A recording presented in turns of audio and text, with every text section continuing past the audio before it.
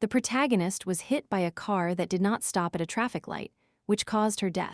The next thing that appeared before the girl's eyes was a bed with a man surrounded by women. Looking around, she wondered if this is life after death. Suddenly, the man lying on the bed turned towards the protagonist, calling her Lady Rosaria, saying that her obsession had gone too far and that she, as the future crown princess, should set the right example for others. Paying attention to him, the girl wondered who he was and why he was calling her by a strange name. Suddenly, she felt pain in her hand and wondered why she was clenching her fist so tightly. Looking at her hand, the girl saw deep wounds left by her nails, realizing that she had prevented the man from having fun with the girls. The main character turned around and headed towards the exit. Unexpectedly, he told her that he would forgive her this last time, calling her his girlfriend, which greatly surprised the girl. The prince whispered something to the women beside him and laughed after one of them spoke. Then he invited the main character to join them before kissing her feet. This proposal sounded so insulting that, unable to bear it, she sharply turned towards the man. The girl approached the bed, which surprised and amused him a little. Upon hearing another brazen proposal from the man on the bed, the main character became angry. She slapped him with all her might, telling him to shut up. The women who were on the bed started running away, frightened by the main character's behavior. The girl made an indecent gesture, thus expressing her attitude towards the humiliating proposal. After some time, while in Duke Rosario's mansion, passing by the maids, the main character turned to the maids and asked them where her father was. The maid, with evident fear, replied that he was in his office. Heading to the office, the girl thought about the fact that, being the Duke's only daughter, that slap to the crown prince had no consequences for her. Suddenly, the maids called out to Lady Rosaria, telling her she was going in the wrong direction, and that she needed to go to the second floor. Addressing them, the protagonist thanked them for the tip, but in their eyes she seemed very frightening due to her bad reputation. The exhausted maids fell to the floor and Lady Rosaria headed towards her father. Walking down the corridor, the girl thought that a week had passed since she found herself in someone else's body. At first, it was difficult for her to adapt to the local customs and etiquette. Then she realized that everything was even worse than it could have been. The main character's mother cried constantly for a reason unknown to the girl. Her father looked at her with anger and hostility, clearly visible in his eyes. After this, Lady Rosaria realized that her life was in her father's hands, and he could take her away at any moment. Walking down the corridor, recalling and thinking about everything that had happened, the girl realized the situation she was in. The body she inhabited belonged to the only daughter of Duke Rosaria and wife of the crown prince of the Karthik Empire, Elena Rosaria. Most shockingly, Elena Rosaria is a character from the fictional world of the novel, The Lady of the White Rose, which the main character read on the advice of a friend. The main character of this novel, named Rosetta, meets the crown prince, and this is a story about great love and overcoming adversity. The one who created obstacles in her path was Lady Rosaria, who was the villain of the story. She even tried to poison Rosetta, although she survived. But because of this, the novel's main character executed Elena. Recalling the prince's behavior, the girl concluded that she had not yet met Rosetta. Therefore, the protagonist decided to change her destiny so as not to become a villain and die at the hands of the crown prince. Having decided what needed to be done, she first went to her father because, above all, her main task was to survive. Upon entering his office, the girl said she wanted to break off her engagement with the crown prince. The Duke was not very pleased with this news, because his daughter had previously insisted strongly on marrying the prince, and suddenly decided to cancel it. Then Elena was not perplexed and announced that she wanted to become the heir to her family. After these unexpected words to his daughter, the father became furious. Unable to take it anymore, he kicked the girl out through the door of his office. But the protagonist did not stop trying to discuss this topic with the Duke, so she was forbidden from approaching the office. Thinking about why her father did not want to listen to her, Lady Rosaria sat down on the sofa in her room. Recalling how outraged her father was by her words, she thought he could have her head over the prince. Desperate with these thoughts, the girl lay down on the sofa, thinking that the Duke would only make her heir if she lost her mind. Suddenly, an idea occurred to the main character. Because of this, she even straightened up again and began to think about the current situation. Remembering that the crown prince would meet Rosetta in winter, she looked out the window. Outside it was spring. This meant that she still had time to become the heir to the ducal family. and break the engagement. Suddenly, someone knocked on the door, and after giving permission to enter, Elena's mother appeared in the room. The main character asked the Duchess what brought her to her room. Seeing her mother's reaction, the girl began to wonder why she was so afraid of her daughter. Elena decided to assure the Duchess that she would not harm her, which slightly surprised the woman. Seeing her mother's face, the girl realized what the previous body owner had done. Anne was surprised. The Duchess decided to ask her daughter why she visits her father every day, to which the protagonist replied that she wanted to renounce the engagement. The mother was very surprised by this answer and did not know how to react to it. After this, Elena also said that she wanted to become the heir to the ducal family. This statement was so unexpected that the Duchess didn't even find words to express her opinion. But after sorting out her thoughts, she asked the girl why she wanted to break off the engagement. Elena decided to try to persuade her mother and explain that she herself didn't understand why she was so obsessed with him, and that she constantly thought about the incident that happened in her room. After thinking a little more, she honestly admitted to the woman that she considered the crown prince to be complete garbage. Angry, the girl jumped off the sofa and began to shout her opinion about her fiancé's actions. Having calmed down, the main character firmly told the Duchess that she did not want to become the crown prince's wife. Clasping her mother's hands, she began to assert that she wanted to help the family and delve into everything to follow in her father's footsteps. The mother, seeing how her daughter had changed, was very happy with her new outlook on the world. The Duchess decided to believe Helena, but asked her to promise something in return. She asked her to study hard to achieve her goals, but the most important thing she wanted was for her daughter no longer to throw her out of the drawing room. The protagonist promised from the bottom of her heart that this would not happen again, and asked her to trust her. Then the mother, believing her daughter, went to the father's office and convinced him to give the girl a chance. Lady Rosaria was surprised that the Duke agreed so quickly, given his difficult character.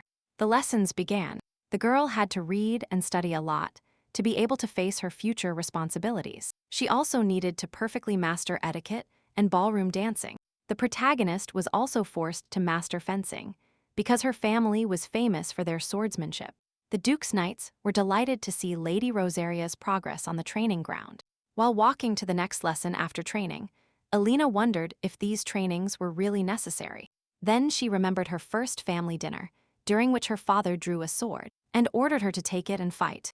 The girl turned to her mother and saw her bringing her a sword, after which she realized that the most influential person in the family was the Duchess. At that moment, Helen's current mentor, Wolstone Duke, the second son of Count Duke, successor to the position of mentor to the imperial families, entered the Duke's office. The Duke inquired about his daughter's success, to which the mentor replied that the main character manages everything, and that she is perfect for the role of heir. Hearing how the teacher appreciated Elena's efforts and skills and asked her not to ignore them, the man was very surprised. In the royal palace, a servant sat in front of the bed and looked at the man lying on it.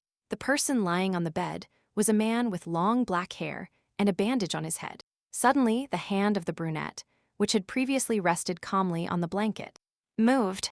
The man barely opened his eyes, trying to focus his vision and understand where he was. Seeing that the patient had woken up, the servant ran to him shouting and calling him Prince Lloyd. Due to the loud sound, a sharp flash of pain shot through the prince's head, and he screamed. After this, the man tried to get up, but the servant told him not to make any sudden movements. Looking at him, the man asked who he was and what this place was. The boy was very surprised and asked if the prince really didn't remember anything. Then he said his name was Dane. Looking at him bewildered, the brunette tried to recall what happened before. His last memory was celebrating with his brother. They were drinking wine. Seeing his long hair, the man was shocked and wondered how long he had been unconscious. Lloyd turned to the servant and demanded that a mirror be brought to him immediately. A minute later, Dane brought an oval mirror with a wooden frame to the bed. Seeing his reflection, the brunette was very shocked, as in the reflection there was a completely different person. Once somewhat recovered, the man asked the servant to tell him what happened. Dane said he had a conflict with his younger brother, who is the crown prince, after which he fell down the stairs and ended up in this state. Hearing that although he was the eldest son, he was not the heir, he concluded that he was not a very good person. After hearing the servant's story until the end, some plan matured in the man's head. Someone called Helena from behind. She turned around and saw her father. Approaching him, the girl asked him what happened. The Duke of Rosario told her to get herself together because she had a trip to the palace, which surprised the main character, asking why she had to go there. The father replied that the future heiress of the duchy should present herself to the emperor. And at these words, the mother opened her mouth. The next second, she congratulated Helena from the bottom of her heart. The protagonist at that moment thought that her work had finally paid off, and she was one step closer to her goal. After some time, the Duke of Rosaria and his daughter presented themselves before the current emperor. They greeted him, after which the ruler asked to explain the reason for their visit. The Duke announced that they had chosen the heir to the duchy and wanted to present him her. The emperor, happily because this had finally happened, jumped off his throne. Then he slowly began to grasp the essence of what was happening. Elena confirmed the emperor's assumption that she would become the heir. After this, the emperor wanted to be alone with the duke and sent the main character to visit her fiancé. Walking down the corridor, the girl knew for certain that the ruler could not influence the choice of heirs, and that her father would no longer go back on his word. So it was time to break the engagement.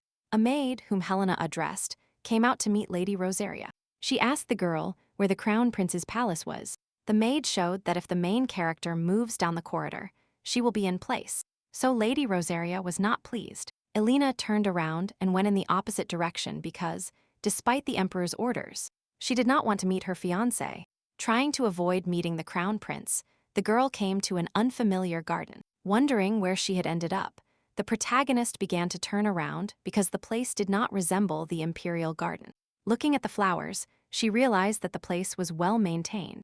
While Elena was looking around, a man began to approach her from behind.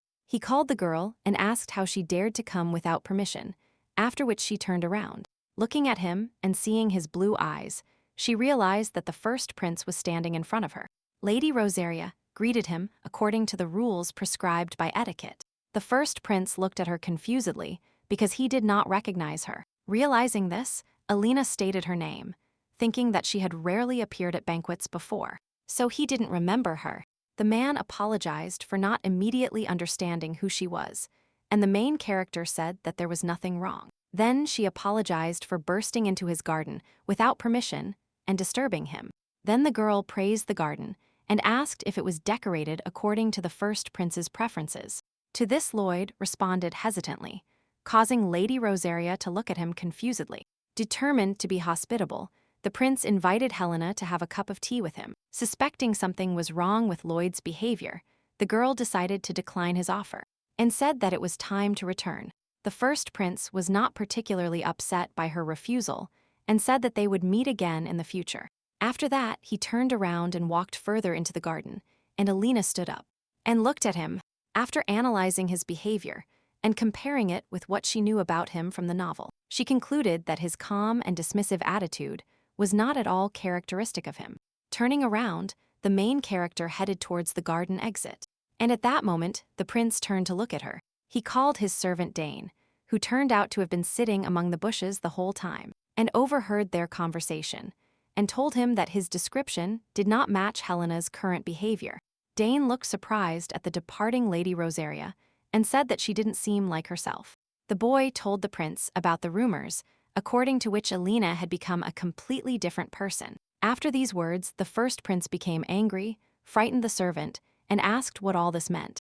Dane recounted the incident with the crown prince, after which Lady Rosaria seemed to be replaced, and wanted to become the heir to the duchy. Surprised, Lloyd turned to look at Helena again, as his situation was very similar to his own. Upon returning home, the protagonist was greeted by her maid, who was surprised that the girl had seen the first prince. The maid asked Lady Rosaria in surprise if she had seen the prince. She meant that he had already woken up. The main character was perplexed, and the maid said that the first prince fell down the stairs and did not regain consciousness for more than 2 weeks. After the girl's story, Elena compared all the facts and Lloyd's strange behavior and realized that someone else had also taken over her body. Lady Rosaria was so lost in thought that the maid decided to call her.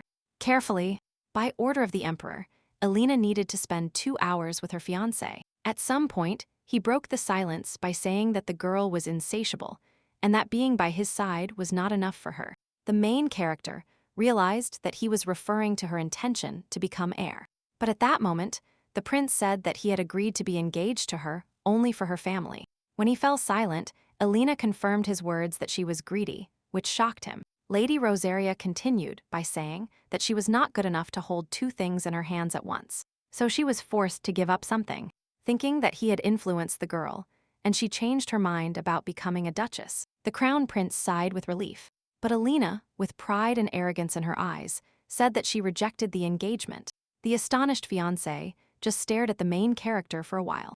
Observing the crown prince's expression, Lady Rosaria thought that he would agree to break off the engagement. Therefore, the girl was stunned when she heard him ask her to repeat what she had just said. The prince, angry and rude, demanded that she repeat one more time what she had just said.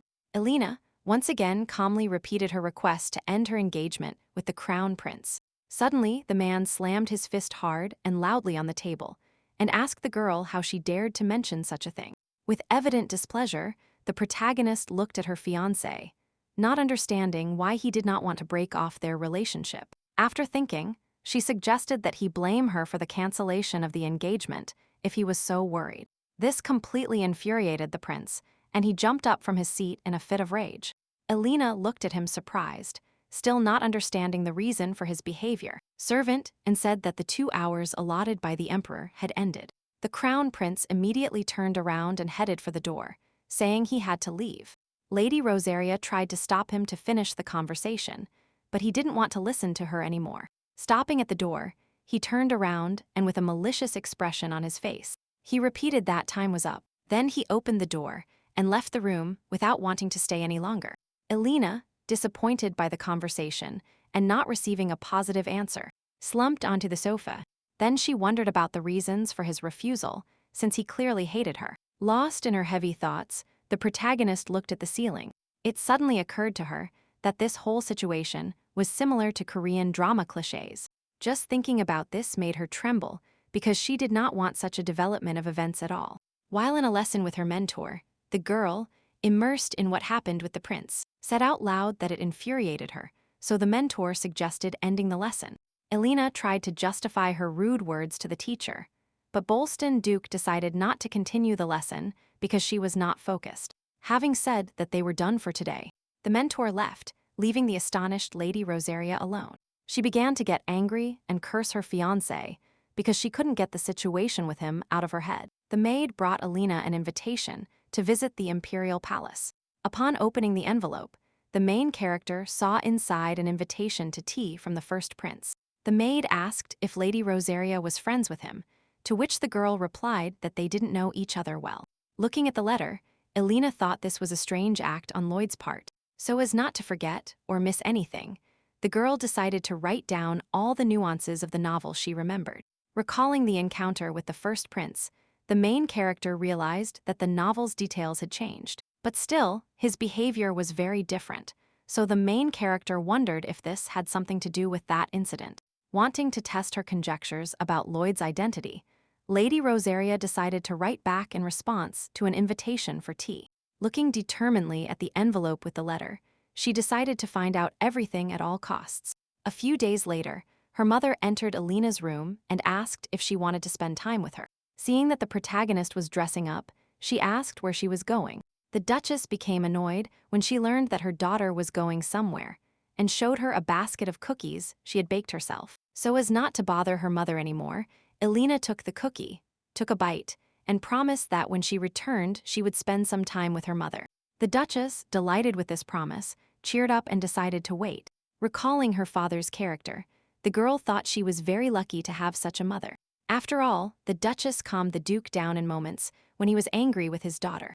After this, the main character felt that the woman was truly her real mother. The Duchess asked again where Lady Rosaria was going, and she replied that she was going to the imperial palace. Hearing this news, the woman became very frightened, and Elena wondered why she had that reaction. Then the girl realized that she thought she was going to a meeting with the crown prince, and immediately started denying it. Lady Rosaria explained to her mother that she was going to have tea with the first prince, which also didn't make the woman particularly happy. Upon arriving at the imperial palace, Elena met Prince Lloyd. After greeting the girl, he noticed her beautiful appearance. The main character entered the room and approached the sofa with the intention of sitting on it. Then she said it was an honor for her to be invited by the prince. The first prince congratulated Lady Rosaria on the fact that she would soon become the heiress of the duchy. In response, the girl thanked him for his congratulations. Elena thought to herself that everything had boiled down to a useless dialogue that would bring no benefit. Deciding to make her move so that the prince would show his true self, the main character said that she had recently changed. Lloyd replied to her words with a smile and slight disdain. After that, Elena said that she was not like the prince she had known before. Silence fell. The first prince, with an arrogant expression on his face, asked which one she was talking about before. In response to this, Lady Rosaria revealed that they had already met before their encounter in the garden. Lloyd, placing his hands on his knees, replied that this seemed to be true. The girl was surprised that he said such things so easily, practically admitting her suspicions. The first prince decided not to be left behind, and also mentioned the rumors that Lady Rosaria had become a different person. Elena realized that he was trying to aim arrows at her. This amused her, and she decided to ask him if he thought the same as everyone else. Lloyd replied that the girl knew best how much she had changed, because to him she was the same. Continuing with their verbal mind games, the main character said that now, at least she was smarter. The first prince, with a slight sarcasm in his voice, replied that the same could be said of him. Elena looked the man straight in the eyes and agreed with his statement. After the conversation, Lady Rosaria got up from the sofa, preparing to leave. As a farewell gift, she gave the first prince a basket of cookies that the maid had baked. The prince made a signal to his servant to accept the girl's gift. Elena turned around and headed towards the exit, and the first prince looked at her back. Then he became interested in the gift, and Dane brought the basket of cookies closer. Suddenly, Lloyd noticed that there was some kind of note tucked inside the ribbon. Surprised, the man grabbed the paper and immediately started reading it. The servant looked with surprise at the prince's expression and asked if Lady Rosaria had written something offensive. Lloyd looked seriously at the paper, asking who he was, and thought. The last thing the main character remembered from her past life was celebrating with her younger brother. After drinking wine, he suddenly started bleeding from his mouth and realized he had been poisoned. The man fell onto the table, and his brother poured wine for him from his glass. It was the younger brother who poisoned the wine and made his older brother drink it, which made him incredibly happy. As a result, he ended up in the first prince's body, and he had doubts about whether he should trust Lady Rosaria, even though they were from the same world. Smiling mysteriously, Lloyd thought that he wanted to know her intentions and that she would interfere with his plan. Several days passed, but the first prince still did not reply to the main character, so she started getting nervous, thinking that she had made a mistake and should have written something more in the note. She worried. Elena's thoughts were interrupted by the maid, who entered the room with a letter. The main character immediately jumped up from her seat and asked whose it was. Having opened the envelope, the girl with an inspired face began to read the letter. The letter was not from the person she expected, but it still contained good news. Elena asked the maid to bring her a pen and perfume so she could quickly write a reply. A few days earlier, Lady Rosaria had attended a tea party with other aristocratic women. She wanted to understand what kind of situation prevailed in secular society. The girls were talking among themselves, so the protagonist tapped her fan to get their attention. The girl in the green dress clarified in a benevolent tone that it didn't suit Lady Rosaria. Elena replied that everything was fine. On the contrary, she was happy to attend the tea party, because it had been a long time since she attended such events. Then the blonde suggested that Lady Rosaria should also share something. The protagonist immediately took advantage of the situation and started a conversation about the political situation and the economic situation of the empire, asking others to share their thoughts with her. But from the expressions on the faces of those present, it was obvious that they were far from these topics. Deciding that she needed to think of another topic of conversation, Elena vaguely remembered that a new dessert shop had recently opened. The girls' faces immediately changed, and they looked at Lady Rosaria expectantly. Suddenly, one of the girls approached the main character. She seemed excited. The girl bowed and introduced herself as Bella Chatterjee, then congratulated Elena on becoming the heiress. Looking at this sweet girl, the main character wondered if the aristocrat in front of her was sincere. Deciding that everything was in order, Lady Rosaria smiled welcomingly and returned the greeting. Those present immediately also joined in congratulating Lady Chatterjee.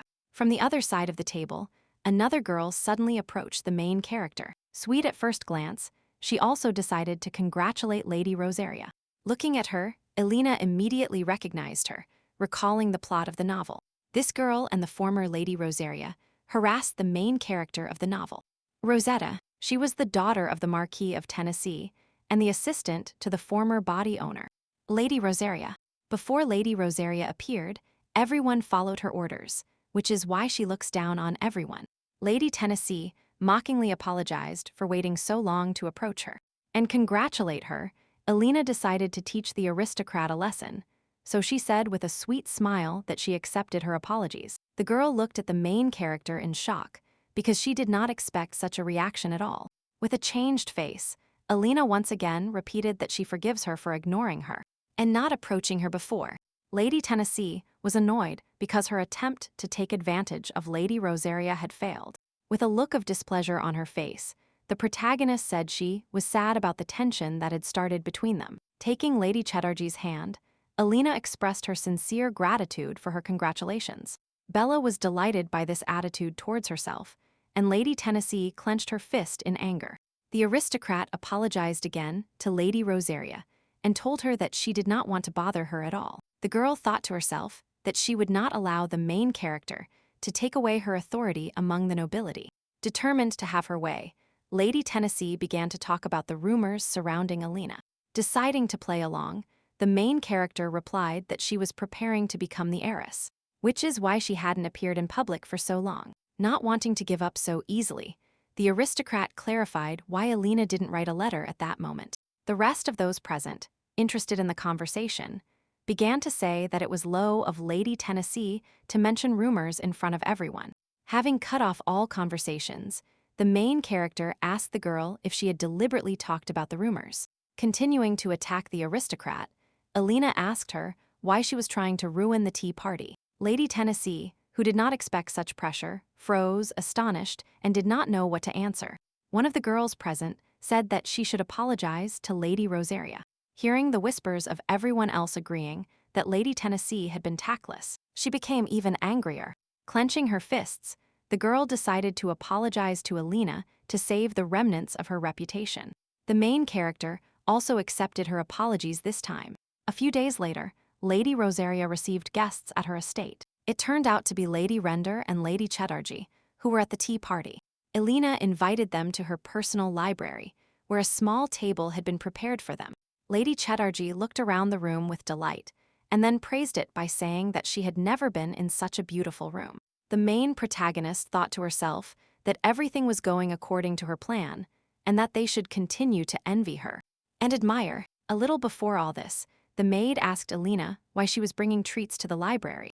Lady Rosaria told her that she wanted to show them something to win over the girls. She had agreed in advance with the butler that he would enter the office with some document, which he did. After reviewing the documents, Elena clarified some questions with the man.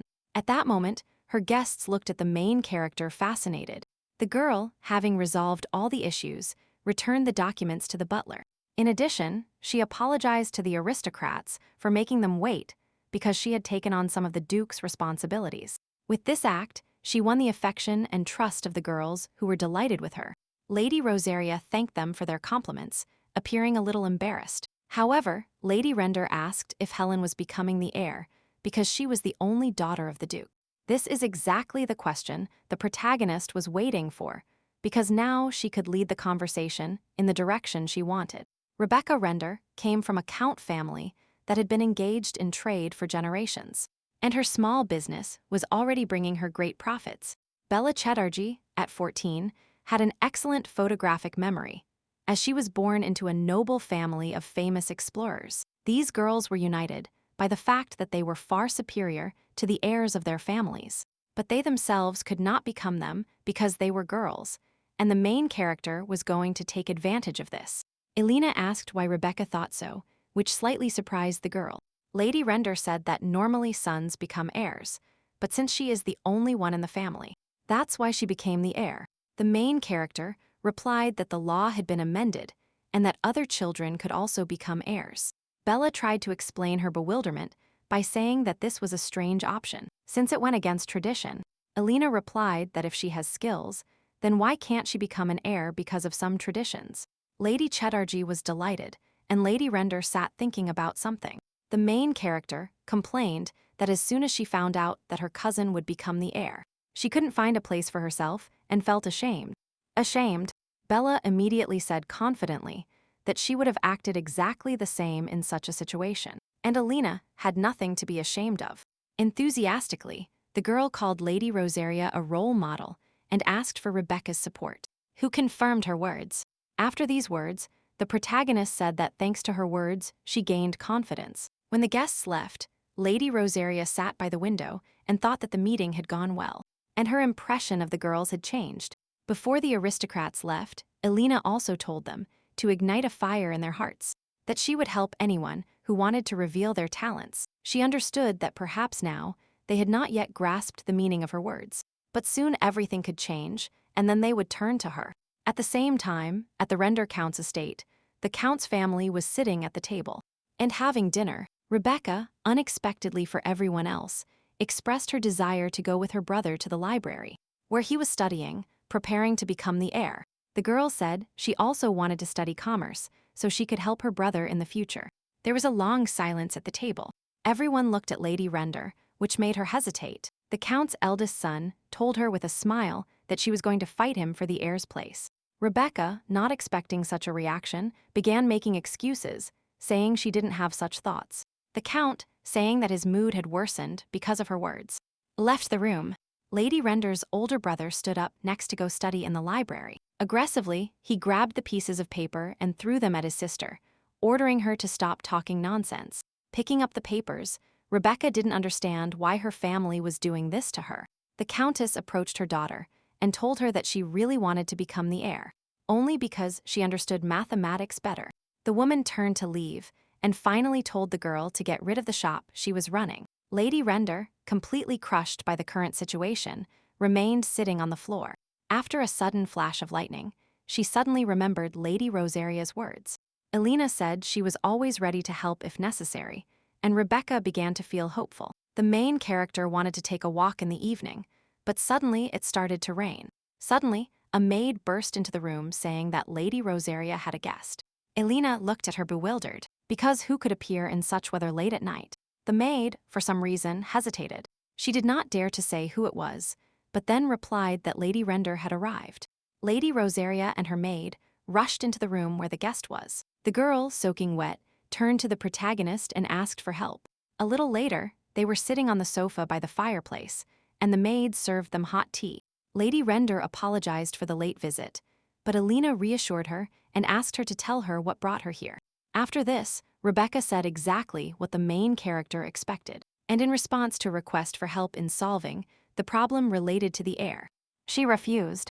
Lady Render was disappointed, but Lady Rosaria immediately said that she would not refuse other help.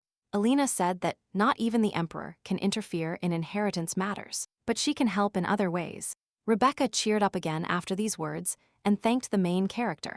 Then Lady Rosaria asked her how she rated herself and her skills. The girl said that when she was a child, she first learned to count and only then to read. Lady Render's favorite place was the market, where it was always very lively.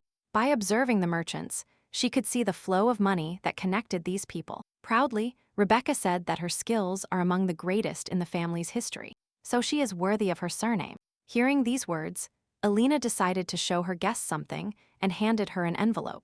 Lady Render opened the envelope and saw the word tomato written there. She turned to the main character and asked if there would be any trouble with the tomatoes. Alina was glad that Rebecca understood everything immediately and that she had such outstanding skills.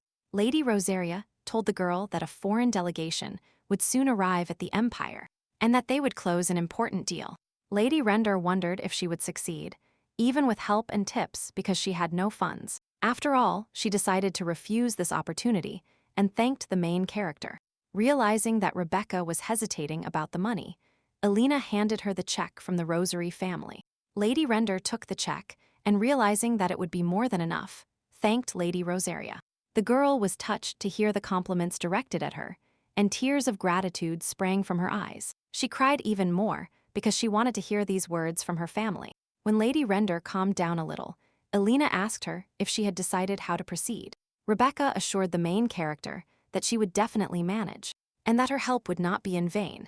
After this, Lady Render returned to her estate, where the Countess came out to meet her. She started shouting, asking where her daughter was, and the girl apologized in response. She also asked for forgiveness for causing trouble for her family with her temper. The Countess was glad that her daughter had come to her senses and praised her. Lady Render's older brother watched this scene from the house, standing in front of the window. Rebecca's mother led her inside, taking her by the hand and telling her she needed to rest. Walking behind her mother, the girl thought that if she stayed longer in this house, she would never be able to live by her own rules. Wanting to change her life, she decided to leave everything to start a new life alone, without family support, and take the Render family into her own hands. Some time later, the protagonist invited some aristocrats to her greenhouse for tea. Lady Render and Lady Chatterjee arrived, with another girl behind them. It was Mabel Earn, who in the original story helped Rosetta cure the epidemic. So Alina decided to get to know her better. As the girls sat and talked, Lady Earn showed no interest in the conversation, but looked at the flowers instead. Lady Rosaria knew that Mabel was a flower lover, so she specially arranged a meeting in the greenhouse. Deciding to start a conversation, the main character turned to the girl. Upon learning that Alina had been in the first prince's secret garden, Lady Earn was obviously interested in him. Lady Rosaria said that she had visited there recently, and that there were many rare plants in this garden.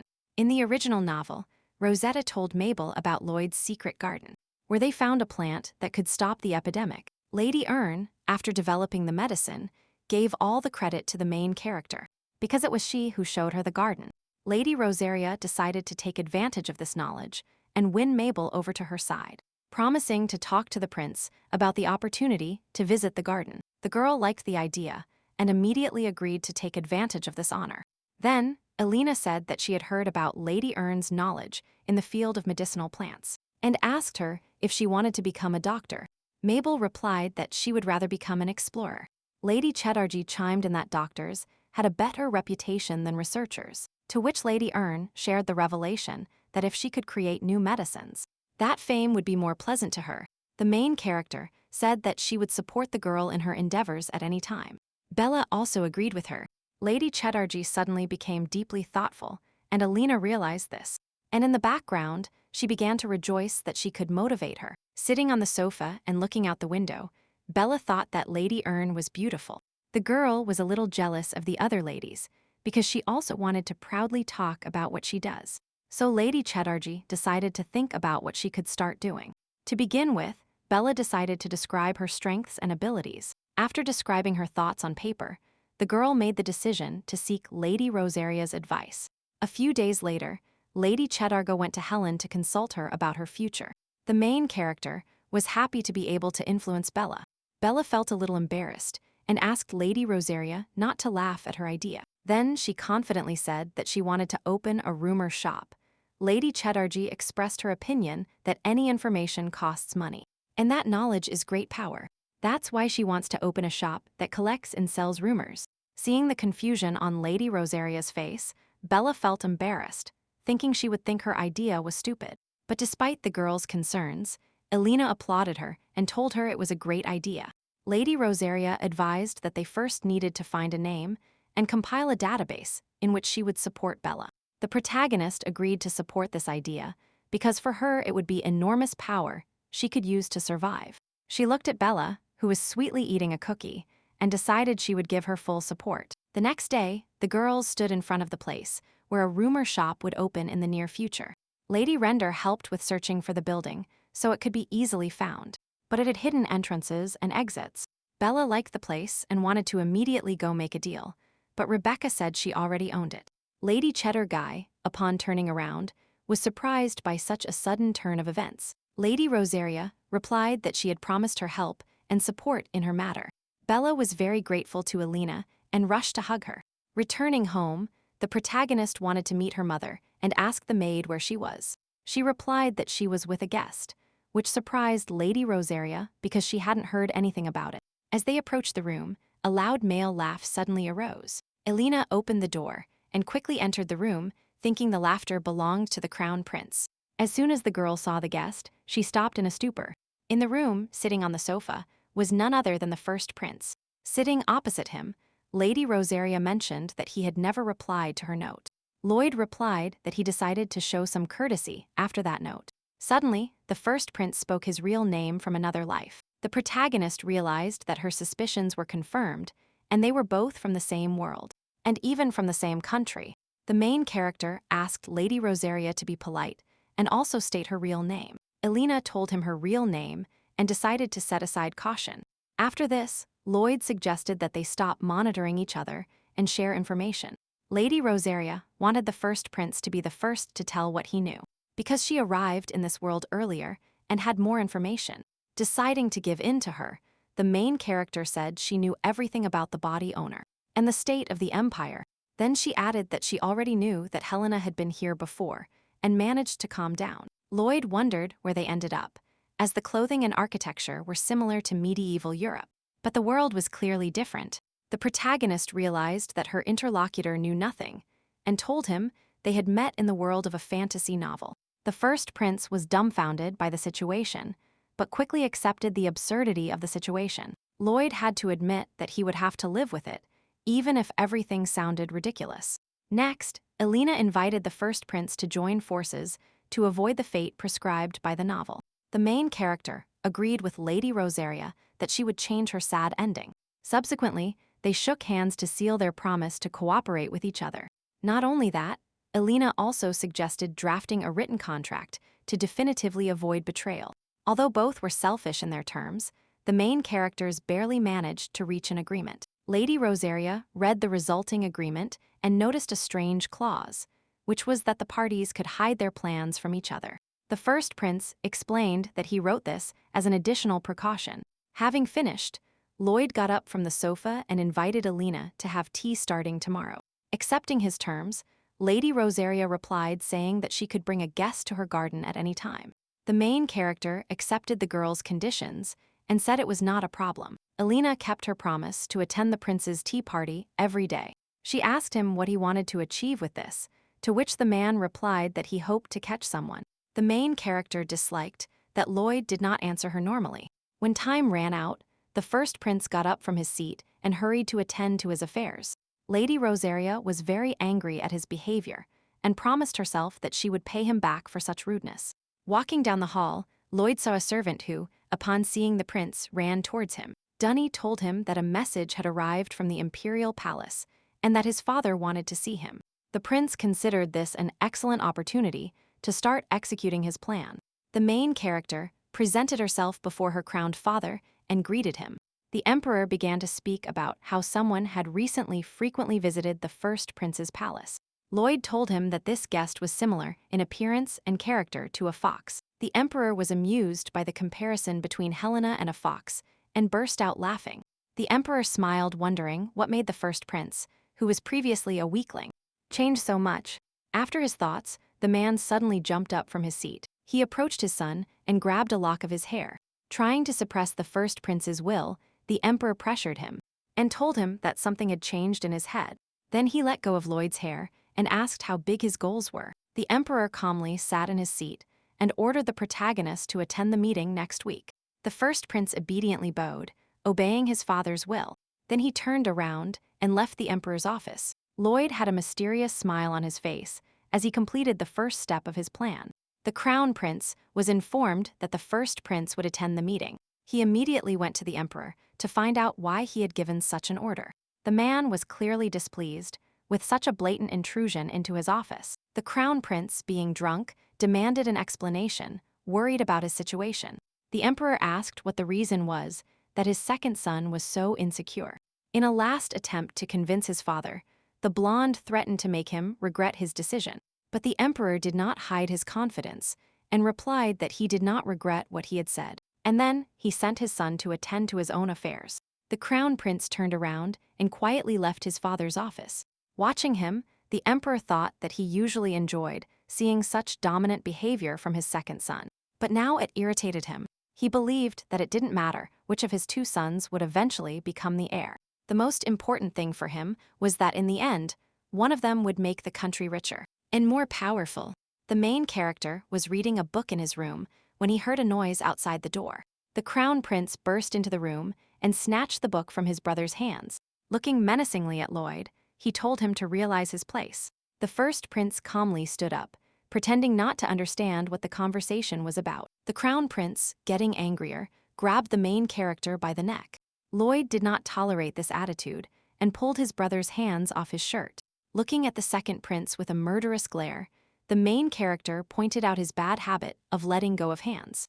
Amazed by the first prince's sudden strength, the blonde continued the scandal. The crown prince, intimidating his older brother, whispered that he would forgive him when he became emperor if he stopped standing out. Lloyd, not wanting to listen to him anymore and continue the conversation, removed his younger brother's hand from his shoulder. The main character, wanting to teach the crown prince a lesson, made him trip. The blonde tripped over someone else's foot and hit the corner of the table with all his might. Lloyd approached him from behind and asked him to return to his room because he was too drunk. Turning around, the first prince ordered Dane to escort the second prince to his quarters. Saying goodbye, the man said they would meet in 2 weeks. When the crown prince returned to his room, he decided to take out his anger on a bottle and threw it against the wall, almost hitting a servant. He was annoyed by his older brother's behavior and the way he mocked him. Having calmed down a little, the second prince turned to the servant and ordered the Marquis of Tennessee to be called. The main protagonist was studying in her library when a guest arrived. The maid reported that Lady Lisa Tennessee had come to visit. Elena thought about the fact that she had been leading a lonely lifestyle lately. Lady Rosaria told Lena to take Lady Tennessee to her room. The guest approached the table, where tea and desserts had already been prepared for her. Smiling kindly at each other, the girls exchanged greetings. Then, the main character asked Lady Tennessee the purpose of her visit. Lisa replied that she would like to have tea first and then get down to business. Lady Rosaria did not like that the girl almost directly ignored her question. For some reason, Lady Tennessee felt a little uncomfortable under Elena's gaze. She decided to immediately and directly say that she wanted to return to her previous relationship with the main character. Lisa began to lose her position in society and, with Elena's help, decided to correct the situation. Lady Tennessee even showed her willingness to comply with any demand from the main character. Lady Rosaria, not wanting to waste more time on this useless conversation, got up. She told Lisa directly that she did not need a person who was ready to stab her in the back. Lady Tennessee did not fully understand her and asked what she meant. Elena reached out her hand towards her interlocutor's face, telling her that she was not that important a person to her. Lisa angrily pushed the main character's hand away. Looking menacingly at Lady Rosaria, the girl promised that she would regret her words. Elena, not at all frightened by Lady Tennessee's threats, merely smiled loftily. At this point, Lisa decided to leave because she had nothing else to oppose. Lady Rosaria kindly wished the departing girl a good trip. The crown prince invited the Marquis of Tennessee to his house for a talk.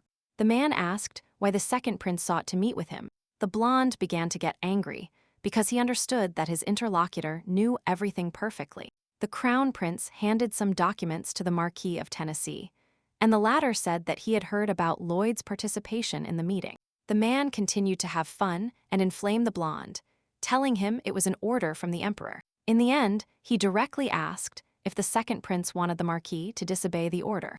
Almost immediately after this, the man agreed to eliminate the main character at the crown prince's first request. The Marquis of Tennessee also added that he hoped the prince would support him in the future, and also hinted that his daughter Lisa was already of marriageable age, and that he was not against getting involved with the emperor.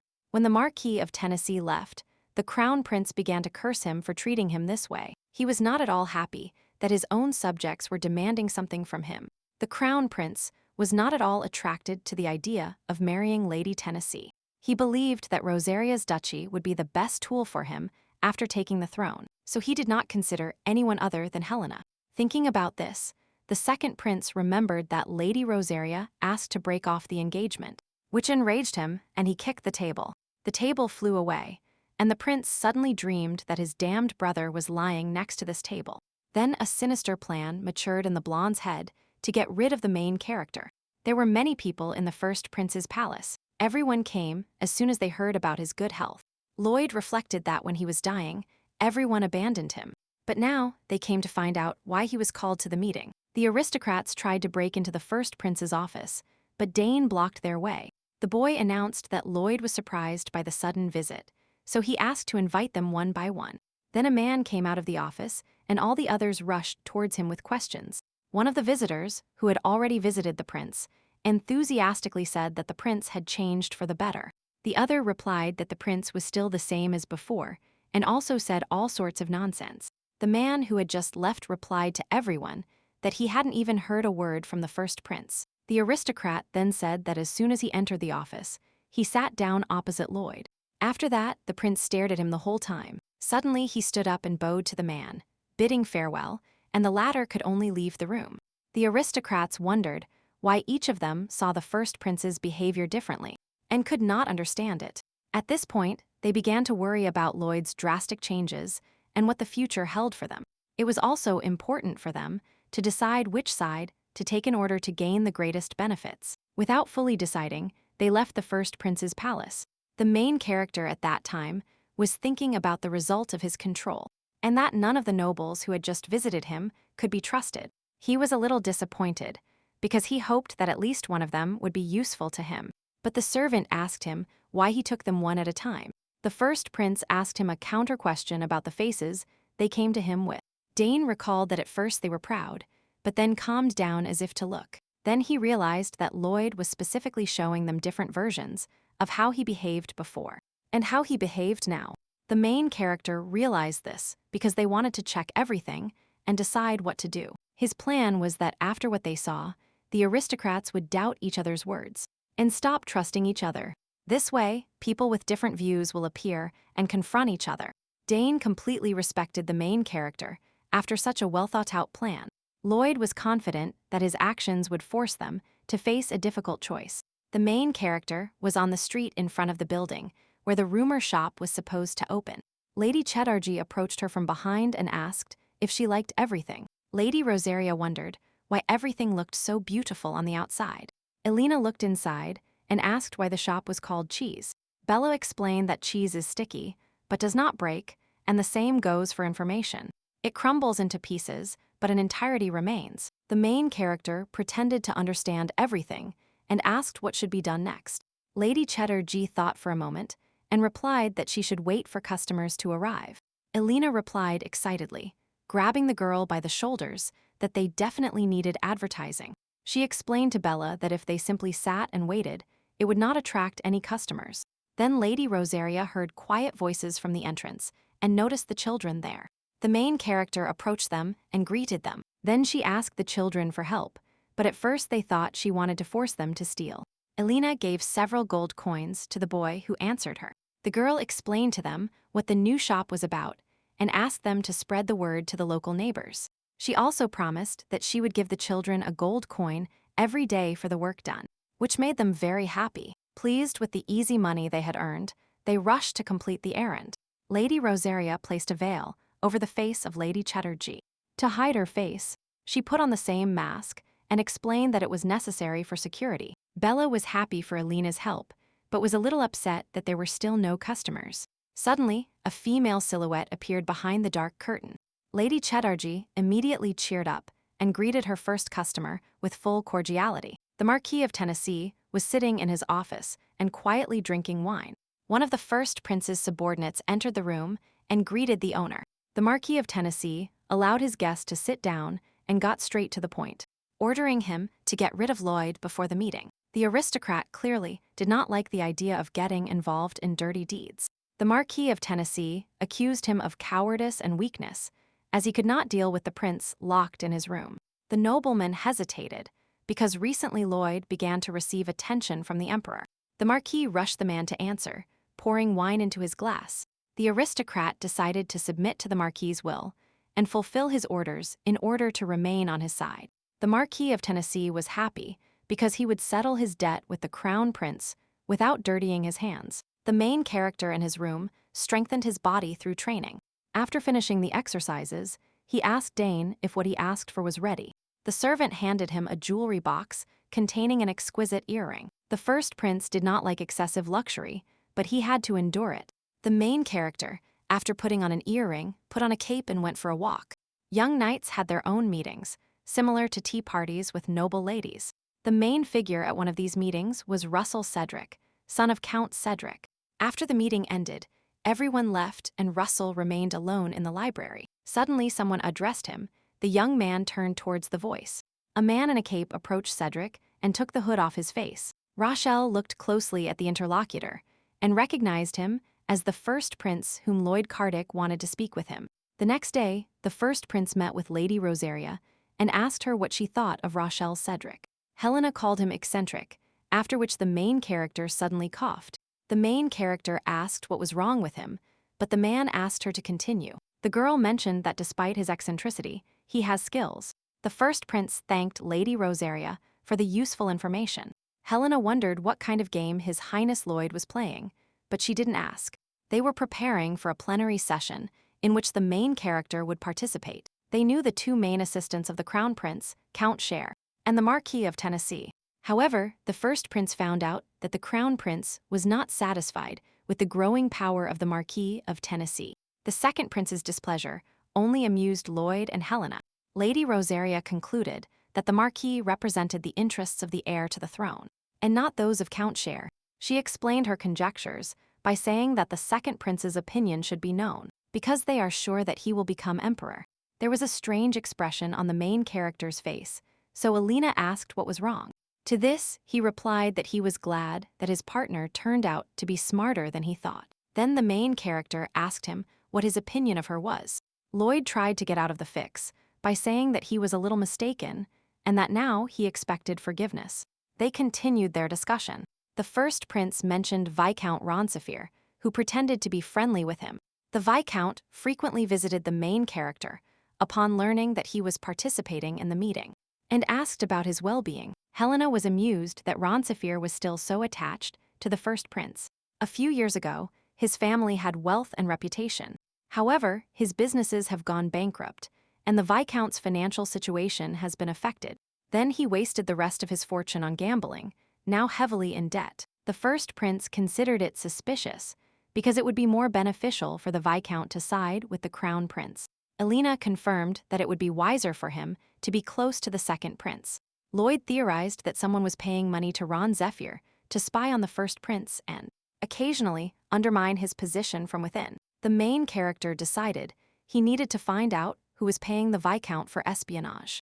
Lady Rosaria had some guesses as to who it might be, but decided not to express them for now. The main character suggested trying to dig in the other direction, because it wouldn't be possible to find out directly. The girl said that if someone has money troubles, they will try to ask for prestigious money elsewhere. The first prince agreed that this made sense and asked Helen to find out. Lady Rosaria immediately remembered Lady Render, who is the best at money matters. The main character sent Beatrice to the trading company that belonged to Rebecca. The assistant notified Lady Render that she had a visitor. Alina entered the room and immediately greeted Rebecca. Rebecca, who had cut her hair and was now wearing men's clothing, was happy to see her. She invited the girl to sit down. Alina praised Lady Render's office. Then the protagonist noticed she looked very cheerful. Rebecca shared that she is much happier now than when she ran her family's trading company. Lady Rosaria asked if the girl knew anything about Viscount Zephyr. Lady Render knew all the information about him regarding the money part, and gladly agreed to share it. Having found the Viscount's file, the girl said he had a lot of debt due to gambling and other entertainment. Rebecca handed the documents to Alina so she could look more closely. Continuing the story, Lady Render added that sometimes he paid off a large amount of loans at once, so they granted him loans again.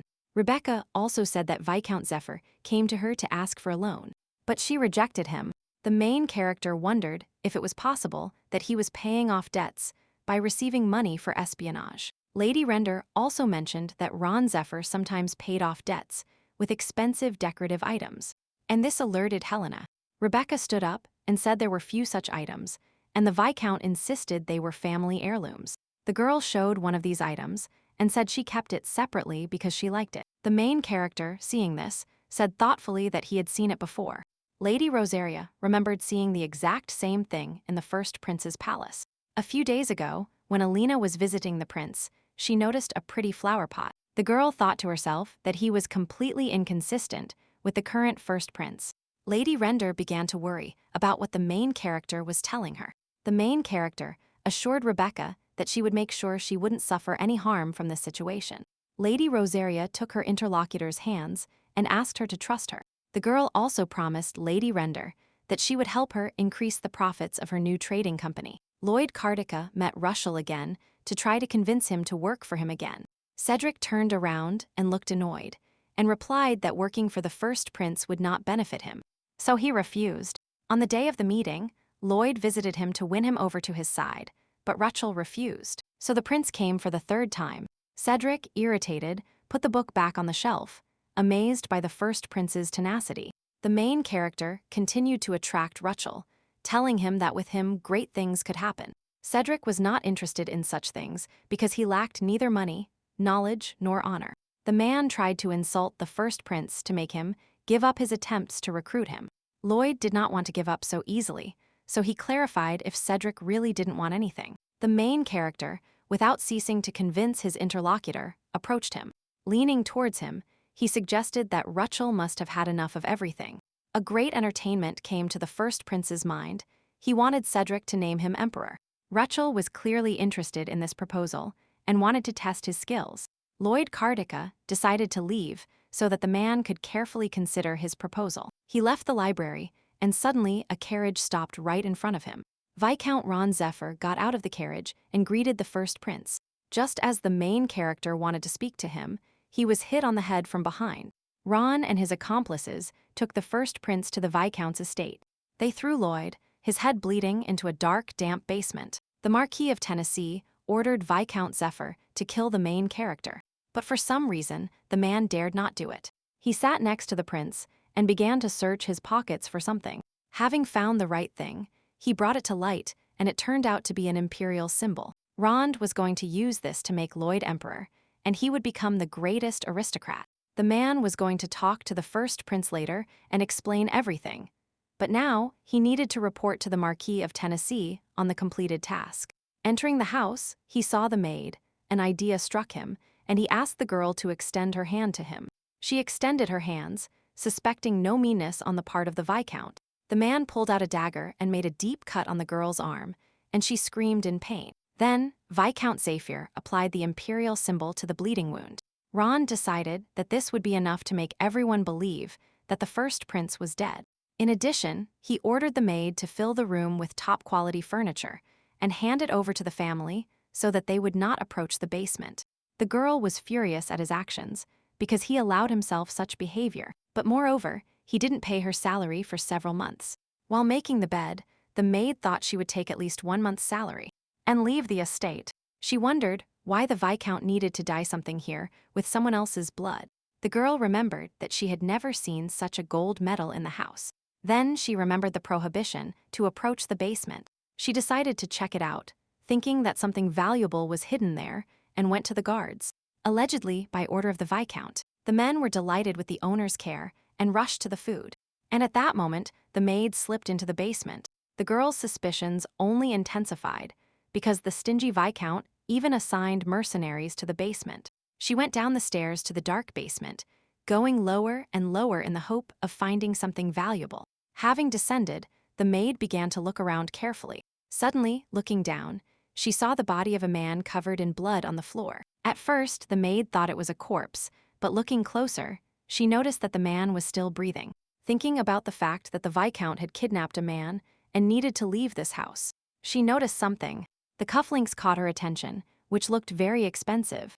The maid decided to steal one thing, because in any case, they were unlikely to notice the loss. She tore off a cufflink and ran towards the basement exit. At that moment, Lady Cheddarji was working late at her rumor shop and was about to go to rest. Bella's assistant said that Lady Rosaria would not like them working for so long, so it was time to go home. Suddenly, the doorbell announced the arrival of a late customer. Lady Chatterjee decided to go out to the visitor and receive him. The girl standing in front of her said that she had heard some rumors. Bella noticed that her body was trembling. She had a bandage on her arm, and she looked scared. Lady Chatterjee kindly asked if the girl had come to sell the rumors she had heard. The girl opened her palm where the cufflink rested and thought that she could not go to places where the Viscount was common. She thought for a long time and finally remembered about a new organization that buys gossip. so the maid came to this place in the hope of getting some money. Bella hurried the girl, who was lost in thought about something. The customer was worried about her safety, so Lady Chatterjee assured her that everything was completely confidential. Then the girl first asked to be paid 5 gold coins. Bella was astonished by the large amount the girl was asking for. The owner of the rumor shop thought that this was unusual information, but she could not please the customer. Lady Chatterjee stated that she determines the value of information only after listening to it. The girl decided to trust her. She placed a cufflink on the table and told him that Viscount Zephyr had a person kidnapped in his basement. Upon learning of the kidnapping, Bella reached out her hand towards the small thing to examine it carefully. Looking at the cufflink more closely, the girl recognized the coat of arms on this cufflink. Lady Chatterjee asked her client if she knew what the button was, but the girl answered negatively. Bella told the girl to wait a moment and went deeper into the room. Opening the chest, she took out a bag of gold coins. The owner of the rumor shop placed a well-filled bag in front of the surprised customer. Lady Chatterjee thanked the girl for the information and told her that with this money, she could now start a new life. The maid, who was about to leave, turned around and clarified why she was talking about a new life. Bella sharply replied that the girl should leave immediately or leave the empire altogether. After the maid left, Lady Chatterjee looked at the cufflink with the first prince's engraving and decided to go to the Rosaria Duchy. At that moment, on the duchy's training ground, Elena was perfecting her combat skills. She fought with her head, while the rest of the knights supported her. Then, the chief proposed a bet to her. If she wins, Lady Rosaria will train with him once a week. The man tried to confront the weak girl, because she had no reason to argue with him. Provoked by the knight's chief, Elena got annoyed. She was about to attack the man when suddenly someone called her. Lady Rosaria turned around and saw Lena calling her. The maid quickly approached and said that an urgent guest had arrived for the main character. Elena was surprised. Because it was already late, she looked behind the maid. Lady Chatterjee was standing there, with a worried expression on her face. Bella quickly approached Lady Rosaria and announced that she was there for an urgent matter. Extending her hand, the girl placed a cufflink in the main character's palm. Elena immediately recognized that this button was from the first prince's clothes. Lady Chatterjee approached her and whispered in her ear that Lloyd had been kidnapped. The main character immediately asked who had done it. Bella replied that it was Viscount Zephyr, and then Elena was finally convinced that he was a spy. Lady Rosaria asked Sir Dial to accompany her instead of training. The man was surprised that the girl was late for something, but the main character said it was urgent. Elena veiledly said that someone had stolen her property, because she couldn't directly talk about the first prince's kidnapping. Lloyd, who had been unconscious this whole time, opened his eyes. Lady Rosaria and Sir Dial invaded Viscount Zephyr's property and neutralized the guards. The main character told him that it was the Viscount who stole the item. Upon learning this, the man immediately wanted to teach the aristocrat a lesson. Finally, they finished off all the Viscount's mercenaries and put them in one place. Sir Dial clarified to Elena that he was only going to return the item and leave immediately. Elena said sinisterly that she was not going to limit herself to just this. Lady Rosaria thought that now they had enough evidence against the Viscount because he dared to kidnap the first prince.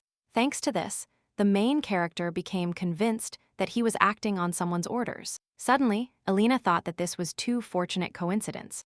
The last time they spoke, Lady Rosaria was against Lloyd going alone with Russell. Since he even refused protection, she offered him a knife. Remembering this, the main character realized that the first prince specifically wanted to fall into a trap. Suddenly, the basement door opened, and a male silhouette appeared from there. Sir Dial reacted immediately and grabbed the hilt of his sword. He and Helena thought that one of the mercenaries stayed behind and prepared to defend themselves. The man stood up and asked Lady Rosaria to stay behind him. Suddenly, the man took off his hood, and it turned out to be Lloyd Cardica. The main character, delighted, immediately ran to the first prince. She looked him up and down with concern and asked if he was injured. Suddenly, Elena waved her hand towards the main character, but he dodged the blow. Lady Rosaria became furious and asked him why he was avoiding her. The first prince replied mockingly that he didn't want to get hit. After his words, the protagonist grabbed him by the chest because she was finally convinced that he had deliberately let himself be kidnapped. Lloyd praised her for her intelligence and offered to explain everything to the girl. Sir Dial intervened in the conversation, who was surprised that the stolen object actually turned out to be the first prince. They sat down and discussed what had happened, so the man calmed down a bit. Sir Dial accepted the fact that they had their own motives and personal plans for acting this way. Alina was not happy that he accepted what she said so quickly, and her irritation only grew due to the fact that she did not understand the prince's actions. The protagonist explained to Lady Rosaria that he had placed an observer at the entrance to Viscount's estate. The main character asked what would happen next. The first prince told her that they were waiting for the main culprit. Strange voices began to be heard on the street. Lloyd also noticed that there were too many voices. Viscount Saphira's wife and daughter entered the room and discussed with disgust the mercenaries lying unconscious on the street, and finally realized that there were uninvited guests sitting at their house table. The women fearfully asked the main characters who they were. The first prince introduced himself to them with superior conduct. The Viscount's daughter asked why he was visiting their house, and the Viscount's wife wondered why there was blood on the prince. Helena explained to the ladies that they were here to investigate the theft that occurred in the imperial palace. Taking a flower pot from the prince's palace from Sir Dial's hands, Lady Rosary said that all traces led them here. After her words, comparing everything said and seen, the women assumed they had come for the Viscount. The main character asked the women to testify if they had ever seen this. Then he added that he would exempt them from all responsibility. Viscount Zephyr returned home in a bad mood and angrily closed the carriage door. He remembered his meeting with the Marquis of Tennessee, thinking irritably that he hadn't even praised him for his work. As proof, he showed him the first prince's bloody medal. However, Rond was happy that the Marquis fell for his trick. Entering his estate, suspecting nothing, he thought he wouldn't have much time to smile. He continued to reason out loud, noticing nothing around him, that if he could convince the first prince, then everything would be fine. Viscount Zephyr went upstairs thinking that Lloyd's room was already ready. Then he turned his head, thinking that it seemed to him that there were people sitting in the hall. Finally, the man realized that it was indeed His Highness Lloyd and Lady Rosary who were sitting in front of him. Ron decided that first, he needed to get rid of Helena and then conquer the prince. He knelt in front of Lloyd, crying because he had finally woken up. Viscount Zephyr told him that during a conversation, the prince was attacked by a thief. Trying to take advantage of the situation, the man said that he defeated the criminal and took care of His Highness. But the main character understood his plan, according to which he wanted to control the first prince and rule him for his own benefit.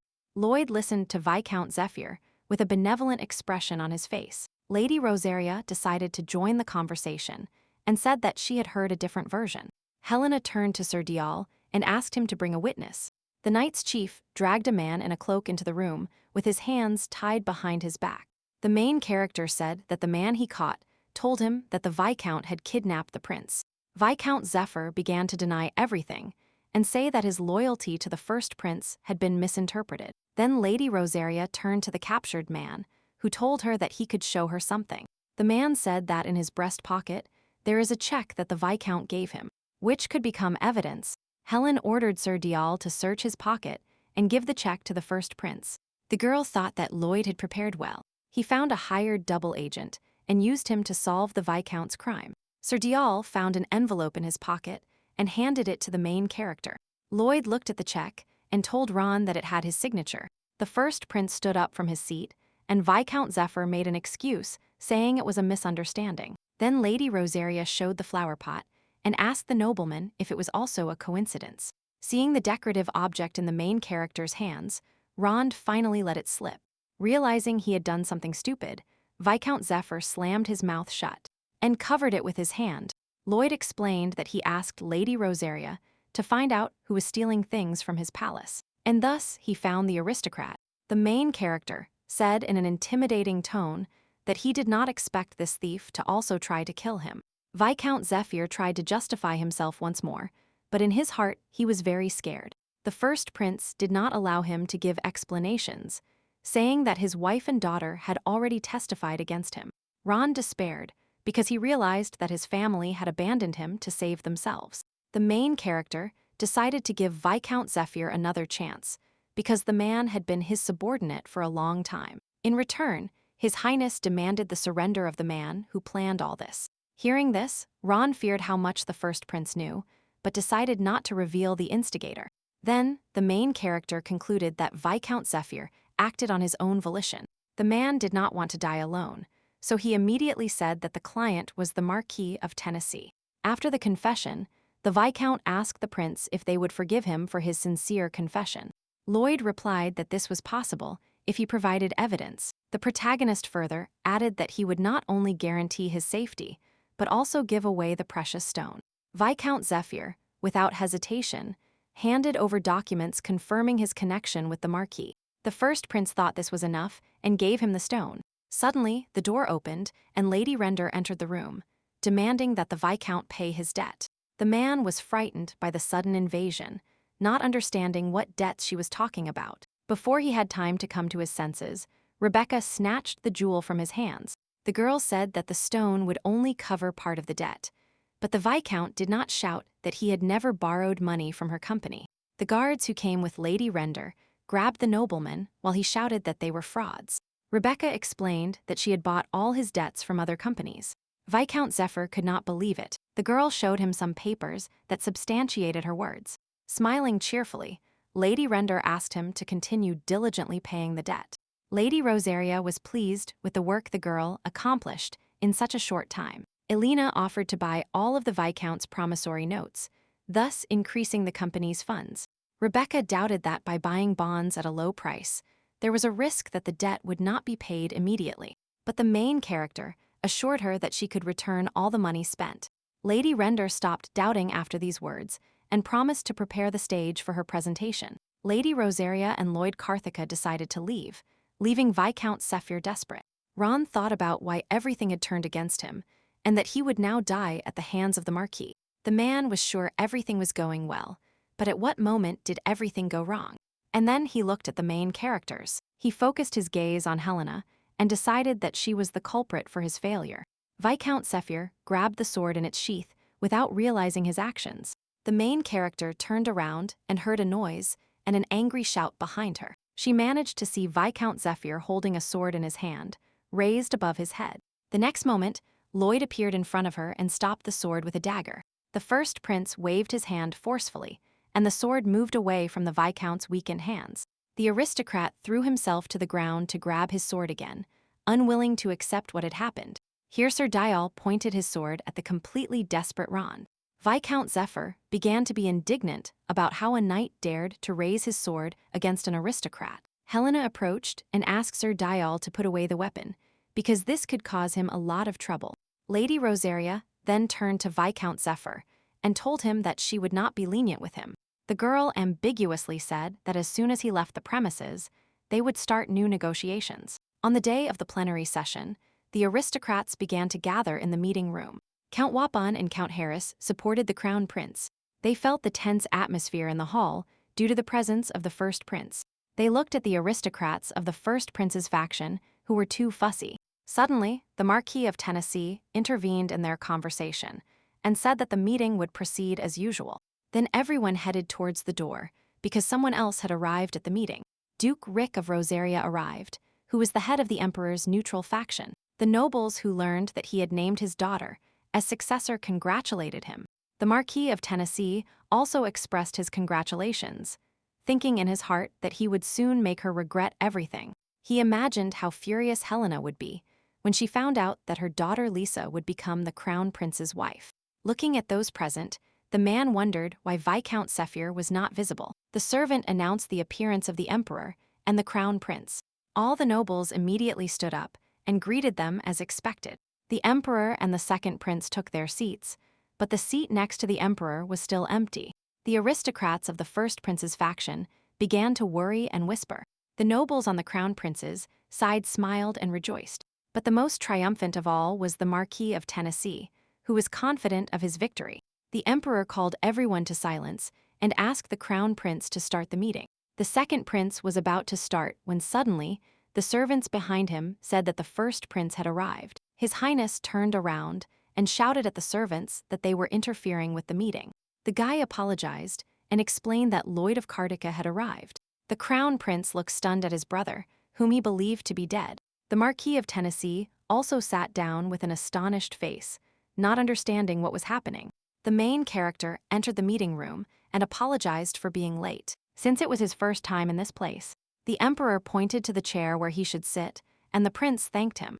The crown prince was furious because the Marquis of Tennessee told him that he had carried out his orders. Lloyd felt his younger brother's gaze piercing him. He responded to this look with a smile full of superiority and arrogance. The crown prince got angry about this, while the aristocrats whispered quietly among themselves. Then, all their conversations were interrupted by a loud shout demanding silence. The crown prince said he would restart the opening of the meeting. Lloyd interrupted him again to say something before the meeting started. The second prince told him that this would be possible after the participants expressed their opinions.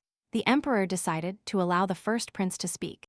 The main character said that he had recently survived an assassination attempt by an aristocrat who was stealing things from the imperial palace. After these words, the Marquis of Tennessee began to get very nervous. The emperor was outraged that someone dared to invade an imperial family member. The first prince ordered the servants behind him to open the door. The gazes of those present turned towards the man who entered, and their expressions changed. Lady Rosaria entered the meeting room and greeted the emperor. People started whispering again, perplexed by what was happening. The Duke of Rosario was also flustered, not knowing what his daughter was doing. He jumped from his seat and turned to the girl next to him, thinking she had committed an assassination attempt. Alina immediately refuted all suspicions against her and said that she did not do it. Lady Rosaria turned to the servant and ordered him to bring the criminal. The knights, escorted, were led to the room of Viscount C. Piritato. Ron Zephyr fell to his knees, and Helena announced that it was he who carried out the attack on the first prince. All the nobles present were shocked by this fact. Lloyd Kartika turned to his father and revealed that there was one more important thing. Besides the fact that the Viscount had committed an assassination attempt, the main protagonist announced that there is another person behind this crime. After Viscount Zephyr attacked Helen, she invited him to hold a second negotiation. The man asked suspiciously what he would have to do. The protagonist told him that they would take him to a plenary session where he would reveal the identity of the real criminal. She suggested that he hand over the Marquis of Tennessee in order to save his life. The aristocrats argued heatedly about what had happened, and the Viscount's interrogation would begin soon. Suddenly, someone asked everyone to calm down. Lady Rosaria looked at this person. It turned out to be the Marquis of Tennessee, who said he didn't understand anything at all. The first prince clarified what he meant, to which the Marquis asked why no one knew about the assassination attempt, which means that the prince deliberately concealed this fact. The man also said that all of this goes against common sense. The Marquis of Tennessee managed to sow doubts in the others, and they began to think that this was really strange. Moreover, the imperial knights were unaware. The main character was indignant at how easily his opponent managed to change the atmosphere in the room. Lloyd turned to the Marquis and asked what he meant by all this. The Marquis of Tennessee replied that it had occurred to him that perhaps everything was an act. Lady Rosaria asked him if he thought the first prince was lying. To this, the man replied that he simply doubted the veracity of what happened. Looking point-blank at the Marquis, the girl clarified why, in her opinion, His Highness Lloyd was lying.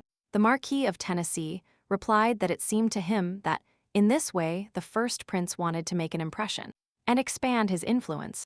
Viscount Zephyr could not believe that they wanted to abandon him to keep their positions. Alina was surprised that the Marquis of Tennessee decided to accuse the first prince of such a thing.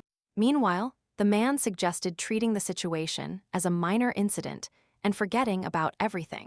Trying to suppress everyone with his authority, he asked those present if they would follow his example and forget this incident. The emperor observed the situation and wondered what Lloyd would do.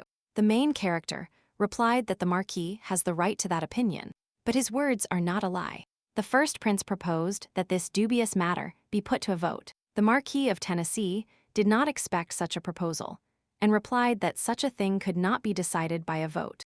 Lady Rosaria cited the law, which stated that if there was a topic on which opinions differed, a vote could be taken. The Marquis of Tennessee asked Helena to calm her insistence, to which she replied that they could call the judge if he did not believe her words.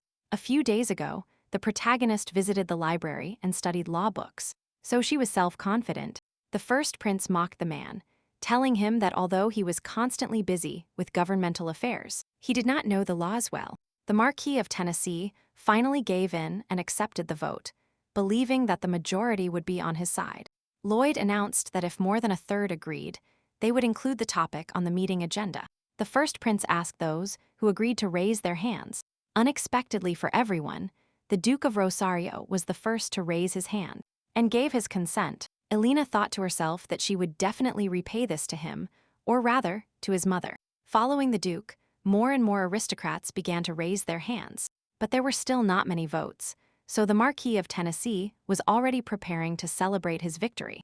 Unexpectedly for everyone, the eldest son of Count Cedric, Rochelle Cedric, gave his consent. He said that unknowingly, he witnessed what happened when he went to the library to prepare for a Knights Club meeting. In one of the alleys, he saw Viscount Zephyr getting into a carriage, holding the first prince.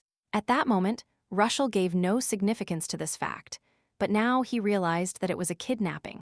Elena was happy because now they have not only her own words, but also the testimony of a witness. After this, the voting ended, and the assassination attempt on the first prince was announced as the topic of the meeting. The main character suggested that the objections of the Marquis of Tennessee be considered as what he thinks about the authority of the imperial family.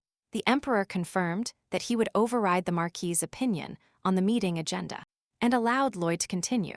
The first prince approached Viscount Zephyr and told him that he was giving him the chance to reveal the personality behind him himself. The man was told beforehand that if he didn't do this, his entire family would be exterminated. The main character once again demanded an answer from Viscount Zephyr, promising to forgive him. Ron Zephyr finally decided to name the person behind him. As soon as he opened his mouth and named the first letters, a knight ran towards him and cut off his head. The nobles were deeply shocked by what happened. One of them demanded to seize the knight. The crown prince ordered everyone to be silent, because, in any case, he would have been executed for the assassination attempt on an imperial family member. He announced that the meeting could not continue and was declared closed, after which he retired. Elena thought that the crown prince had sown doubts in the hearts of the aristocrats by ordering the Viscount's death. They had heard that the Marquis's name was mentioned, and were now discussing why the crown prince did this. Now, after the incident, they suspected that Kaizen Kartika was involved in the assassination attempt on his brother. Lady Rosaria was thinking that now everything was going according to her plan, when suddenly she felt someone's gaze. The girl turned around and found herself facing the emperor, who was staring at her. The main character realized that all this time he had been watching her closely. The crown prince became furious in his office, breaking dishes and scolding his subordinate. He told the Marquis of Tennessee that the beautiful girl and her useless brother were making a fool of him. Kaizen approached the man and asked if he was wrong. The crown prince ordered the Marquis of Tennessee to investigate who was part of the first prince's faction. He also demanded to know all the information about Helena Rosaria. The crown prince wanted to know what kind of relationship the girl had with his older brother. 2 days passed after the plenary session. Lloyd was busy receiving visitors, but the main character was also making progress. Lady Render visited her and informed her that the Viscount had so many debts that not even the sale of his property would cover them all. However, he accumulated many expensive things without paying his debts, so the fortune of her company increased. Rebecca also brought something that would be very useful for Lady Rosaria. She handed Helena the contract concluded between the Marquis of Tennessee and Viscount Zephyr. After reading the content of the documents, the main character was astonished, because everything in them was described in much more detail than in her evidence.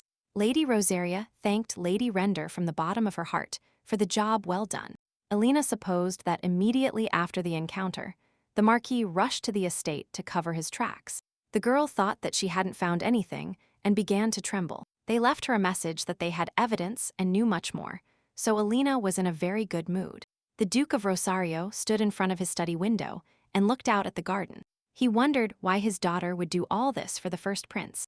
Thinking about it, he hoped that she was simply doing this because the first prince was in danger. Suddenly, someone knocked on the door, and the chief of the duchy's knights entered the office. The Duke of Rosario asked what business had brought him at this hour, to which Sir Diall replied that he had something to tell about Helena. Upon hearing the knight's chief story, the man was deeply shocked. The next day, the protagonist came down for breakfast and greeted her parents. The girl sat down at the table.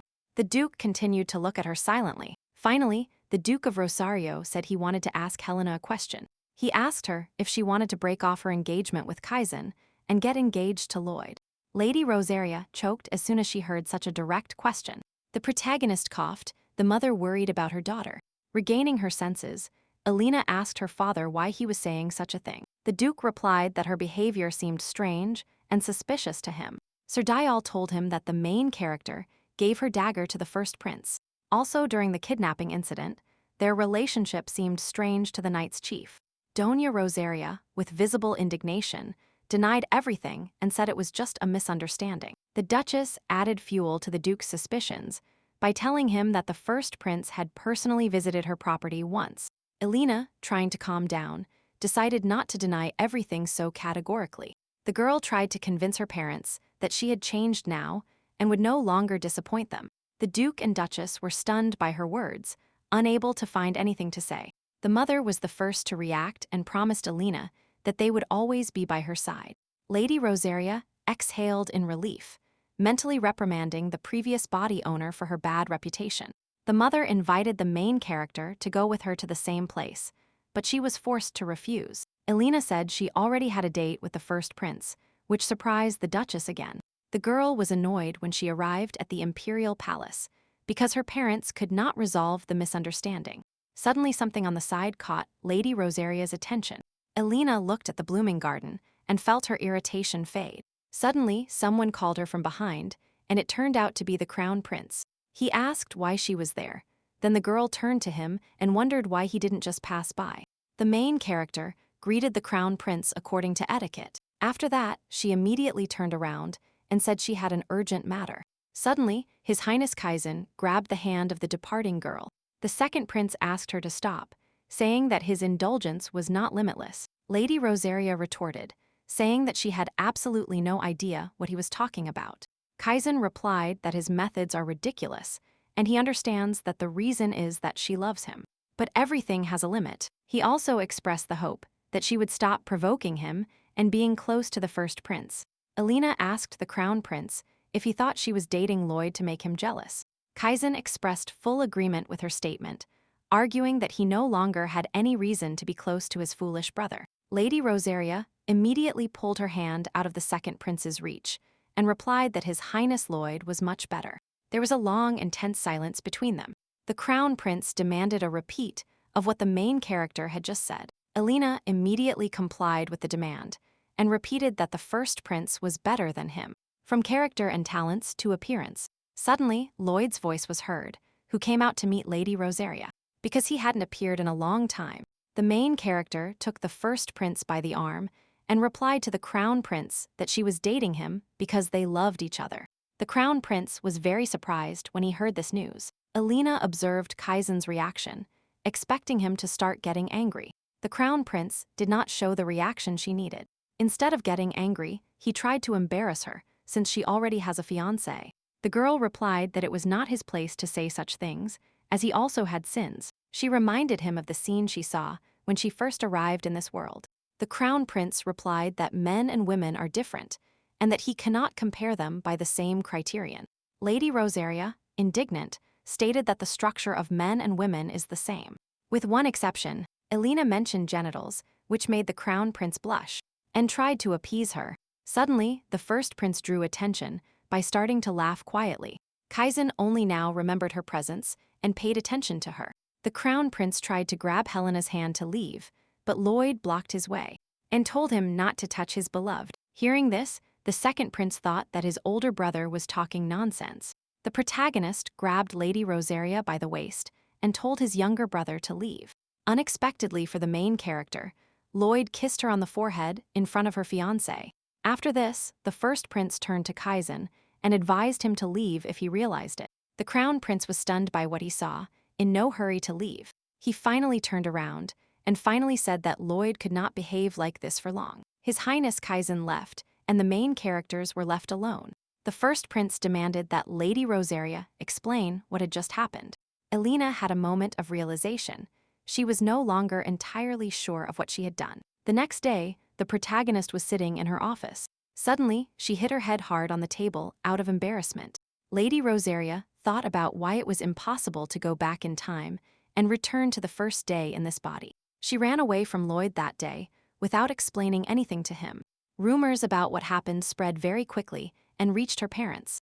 Elena understood that this would not be possible to avoid for long, and that everything should be fixed as soon as possible. The main character decided to meet with the first prince first and explain everything to him. The door was knocked on. Lena entered and said that Lady Rosaria had a guest. Elena was not ready to receive guests and wanted the maid to dismiss her. Then the main character's guest entered the office and said he regretted that they tried to send him home. Lloyd Kartika said he missed his beloved very much, which is why he came in person. Lady Rosaria was not ready to talk to him at that moment. She planned to do it later. The maid left the room after her words to leave them in peace. They sat on the sofas, and the first prince asked the girl if she was willing to tell him everything. Elena told him that she was not obliged to explain anything to him, because that is what was written in their agreement. He also reminded the main character that he also acted according to his own desires. So they are even. The first prince agreed with this and decided to omit this point. They started talking about business. Lloyd said that after the plenary session, many aristocrats contacted him. This was good to give the first prince the appearance of greater power, because now he would constantly have to fight with the crown prince. Lady Rosaria was surprised to learn that the emperor had assigned him servants. The main character thought it was a kind of reward from the emperor for the way he spoke at the meeting. Elena asked who it was who helped them at the meeting, because she knew the names of the aristocrats, but not their faces. Lloyd said that Count Ruchel Cedric himself, whom he personally chose for his abilities. The main character saw that the first prince was satisfied with him, and moreover, he had extraordinary abilities. The man also added that the emperor is now interested in their relationship. Lady Rosaria was worried that the emperor was angry with her because she had seduced both his sons. Lloyd Karthika refuted her assumptions and said that his reaction was not bad. That day, the emperor called his sons to find out what was going on. The crown prince replied that my father shouldn't worry about that. Lloyd remained silent. Kaizen turned to his older brother and aggressively told him that he would solve it himself. The emperor heard him and then turned to the first prince and asked for his opinion. The main character asked the emperor to break off the engagement between Helena and his younger brother. The man was very surprised by such a request. He didn't expect it. The second prince looked at his older brother deeply shocked. The emperor clearly liked Lloyd's audacity and laughed. He realized that the first prince called Kaizen younger brother and not crown prince, thus breaking the continuity. The emperor decided to light the flame and replied to the main character that breaking the engagement was not his competence. The crown prince was satisfied with his father's response and immediately did not stop mocking his older brother. However, the emperor said that it was impossible to foresee the future, thus cutting the ground from under the crown prince's feet. The man said that since ancient times, whoever could get a beautiful maiden became the best of heroes. The emperor wanted his sons to fight each other to reach the top and take everything. He also said it was already late at night and they could go home. The crown prince approached his father because he had something to say. The man, wanting to hear him, granted him permission to speak. Kaizen said he plans to hold a house festival. The emperor decided to allow the house festival to take place, thinking that the crown prince was going to make more connections. The first prince told Lady Rosaria that the emperor had not cancelled the engagement and had also allowed the house festival to take place. Elena reacted strangely to the news about the festival, starting to get nervous. The girl remembered that the original novel's protagonist, Rosetta, would appear for the first time at the house festival. She will walk alone down the snowy slope. Suddenly, an arrow hits her, and the girl falls to the ground. The crown prince will come out of the forest and say that he mistook her for a mountain beast. Rosette turned around, and as soon as the prince saw her, his heart trembled.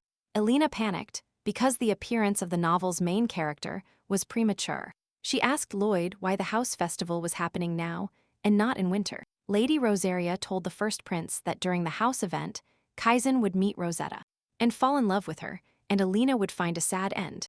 The main character began to worry a lot, as she didn't have time to break off the engagement, and soon Rosetta would appear. Lloyd, trying to calm her, told her that she should be impartial. Lady Rosaria rudely replied that he could talk like that because it wasn't his life on the line. The main character replied that she should think carefully, that they would meet at the winter festival. Elena, after reflecting, decided that Lloyd was right, and until this condition was met, Rosetta would not appear. Then the first prince added that the crown prince should kill her because he would mock the main character. But now Alina was not going to do that. The main character assured the girl that then Kaizen would have no reason to eliminate her. Lady Rosaria finally regained her senses and trusted Lloyd's conclusions. The first prince took the girl's hand and promised to help her, so they needed to think and discuss everything together. They decided to first attract the emperor's attention, better demonstrating their relationship. Helena restored a good mood by saying that she agreed to show a closer relationship with Lloyd. She suggested visiting the first prince's palace once a week. The main character disagreed and said it was necessary to do it even more often. Lady Rosaria began to visit the first prince much more frequently to show off their relationship. At some point, Lloyd's rooms became more comfortable for the main character than her own. For this reason, she began to take a greater interest in this man. Elena turned to the first prince and wanted to ask him a question. The girl asked him what he did in his previous life. Lloyd was interested in why she asked about this just now. She replied that her curiosity had just awakened. Elena, to get the main character to talk, decided to talk about herself. She was very smart and intelligent, so she pleased everyone. Her parents were happy that their daughter was so smart and talented. But one day, due to the expansion of her father's business, their house was destroyed. But the protagonist thought she would be protected because she was still a child. Despite the girl's expectations, her parents soon died. Being left alone, she tried with all her might to endure and stay strong. The main character almost managed to achieve her goal, but a tragedy occurred. After that, as soon as she opened her eyes, it turned out that she had entered the body of the Duke's daughter. In relation to the current situation, because she is now at the top, Elena did not regret her death. From Lloyd's face, it was clear that he did not entirely agree with her, and that he was thinking about something. Then he dryly said that her death was indeed normal. Lady Rosaria considered such an answer even better than awkward consolations, and asked them to tell her about herself. Lloyd uttered the name of the leading company in South Korea and added that he was its heir. The main character remembered that she once heard this name and saw his face. Elena was surprised and annoyed because he was even more shameless than she had imagined. The girl thought that she had simply been reborn into the body of a prince, but before she was also an influential man. Lady Rosaria was interested to know why he died so suddenly, because he was supposed to be accompanied by guards. She reasoned that such a person could not die in an accident for him. Even food is tested, so he could hardly die a normal death. The main character suggested that maybe he died of a chronic illness. Lloyd remained silent. Since the first prince did not answer for a long time, Elena once again demanded an answer. She was indignant because the girl was the first to talk about herself, but the man remained silent. Finally, His Highness Lloyd began to speak. Lady Rosary urged him to answer. Turning to her, the main character said that his younger brother poisoned him. Elena was deeply shocked by this revelation. She could not believe what she heard. After a short silence, she said that his death was indeed unusual. After some time, the house festival began. While the main character was waiting for it, something happened. Lady Rosaria visited Lady Chatterjee and found her engrossed in her work. Bella began to apologize for not being able to keep her promise not to overwork. Although thanks to this, the first prince was saved. The girl's family discovered that she had a rumor shop and assigned her more nights. Elena thought that Lady Chatterjee had prepared well not to scold her. The main character promised not to insult her this time, which made Bella very happy. And Lady Rosaria received a visit from Lady Render early one morning. Elena froze as soon as she saw Rebecca's face. Lady Render apologized for coming so early. A recent bruise was visible on her face, and she added that she had received a contract for tomato trading. Count Render was furious because Beatrice's trading company was stealing his contracts. Rebecca admitted to her father that she is the owner of the company. The man immediately raised his hand and struck his daughter in the face. The girl fell to the ground. The countess ran over and began to calm her husband, but he kept shouting. Lady Rosaria congratulated Lady Render on a job well done. Rebecca also added that her father would not kick her out because he was very afraid of public opinion. Elena was at her shop at the house festival when a maid approached her. When the protagonist went out, visitors were waiting for her in front of the shop. It was Bella Chatterjee, Rebecca Render, and Mabel Earn greeting each other. Lady Rosaria was glad that Lady Render could participate in the festival, despite her breakup with her father. The girls sat down at the table to enjoy the beautiful weather over cups of tea. Seeing them all together, the rest of the hunt participants began to actively discuss what they had seen. One of the aristocrats said that they go well together. Helena was the heiress of the most powerful family after the imperial family. Lady Render, who came from a count's family, had been running her own trading company since she was very young. Also Lady Chatterjee and Lady Ern, who were very smart and talented. The people looking at them said they looked like a single force. Then the first prince approached Helena, which aroused a new wave of interest. They discussed whether she was increasing her influence for His Highness Lloyd. All the nobles thought that the relationship between them was just a show to provoke the crown prince. But they looked truly in love with each other. Since ancient times, it has been said that the Rosaria family obeys only the emperor. This means that the heir will surely become emperor if he has the support of the Duke of Rosaria. In this case, the person chosen by the heiress of the Rosaria family, Elena Rosaria, will become emperor. Suddenly, an aristocrat said she needed to fulfill some request. The other ladies also remembered some urgent matters that needed to be resolved immediately.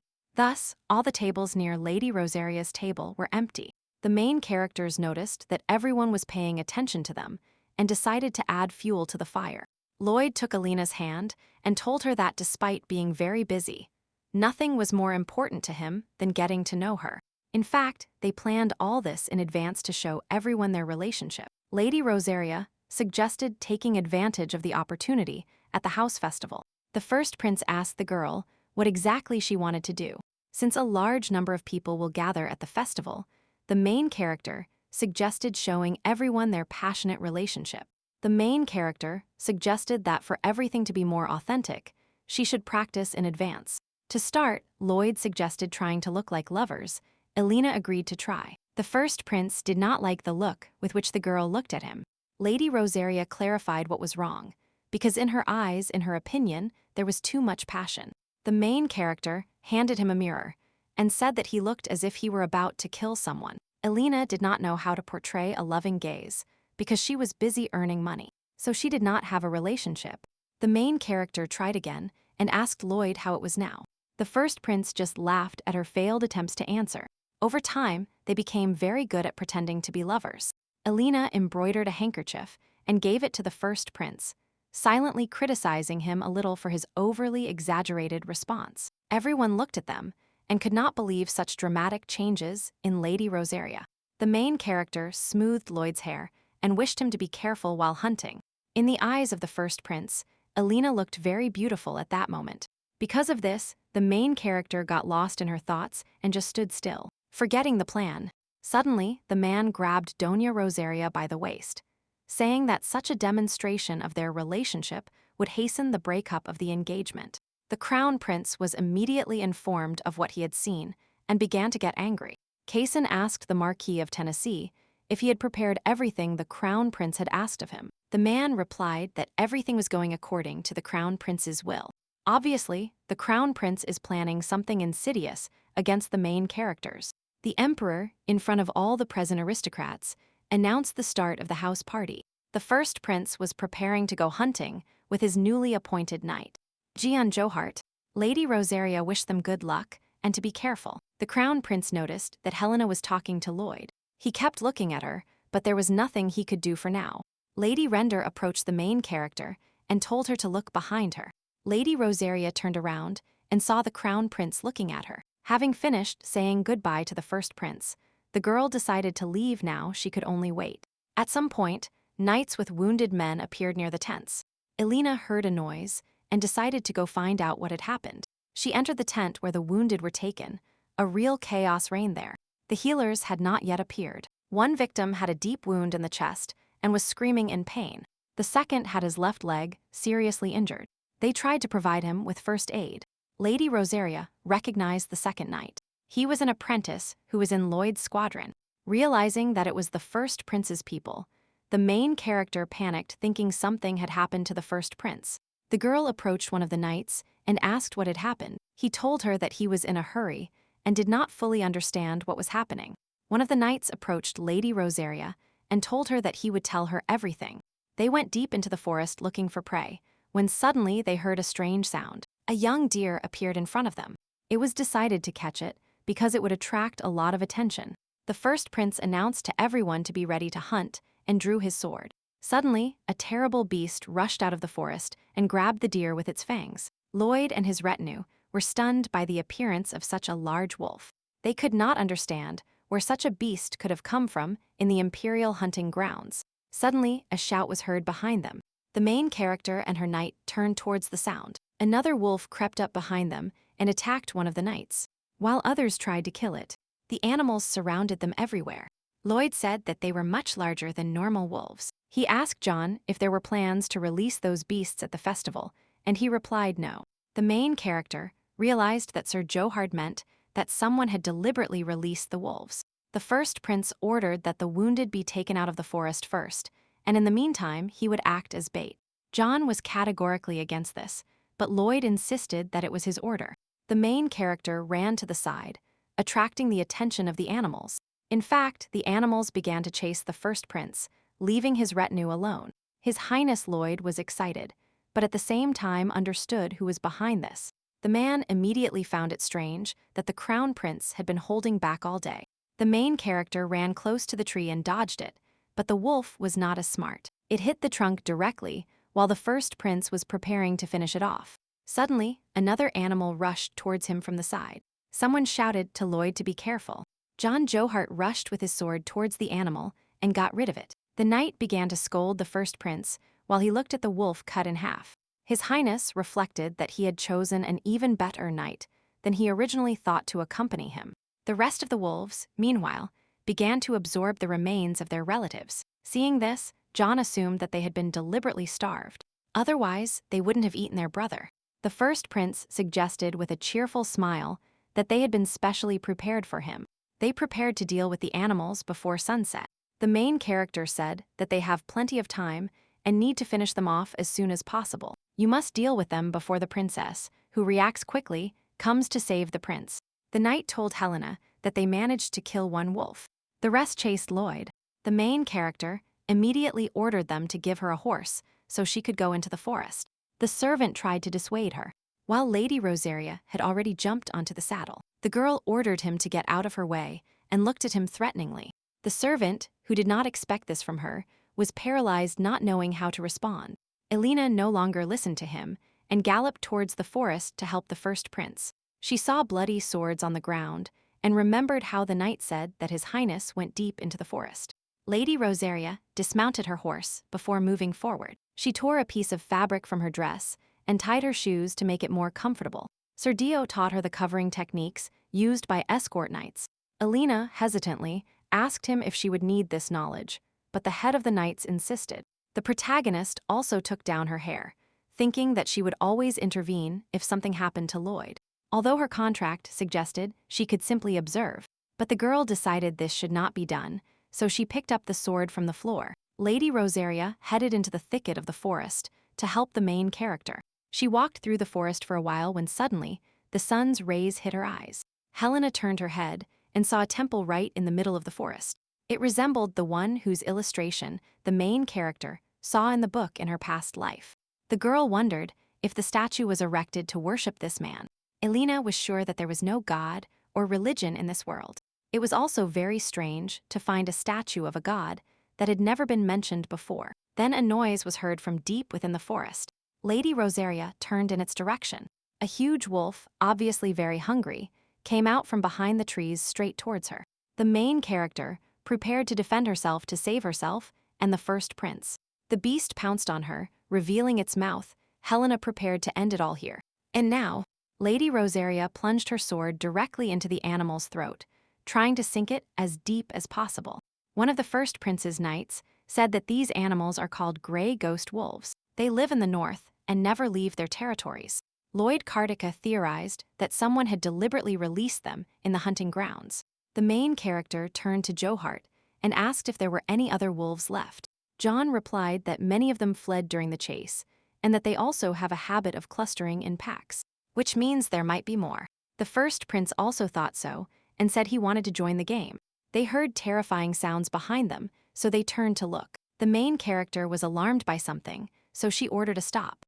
A very unexpected and surprising sight appeared before her eyes. Lady Rosaria fought the wolf, pierced it with a sharp blade, and was covered in blood. The first prince and the knights were left in complete stupor. Then the main character called Alina. The girl heard someone addressing her and turned towards the voice. She saw Lloyd and his entourage standing nearby. Seeing that the first prince was in perfect order, Lady Rosaria was filled with joy. The main character ran to the girl and began to scold her for her recklessness. Alina wondered why he acted as if he were truly worried about her. She paid attention to the knights and remembered that in public they pretended to be lovers.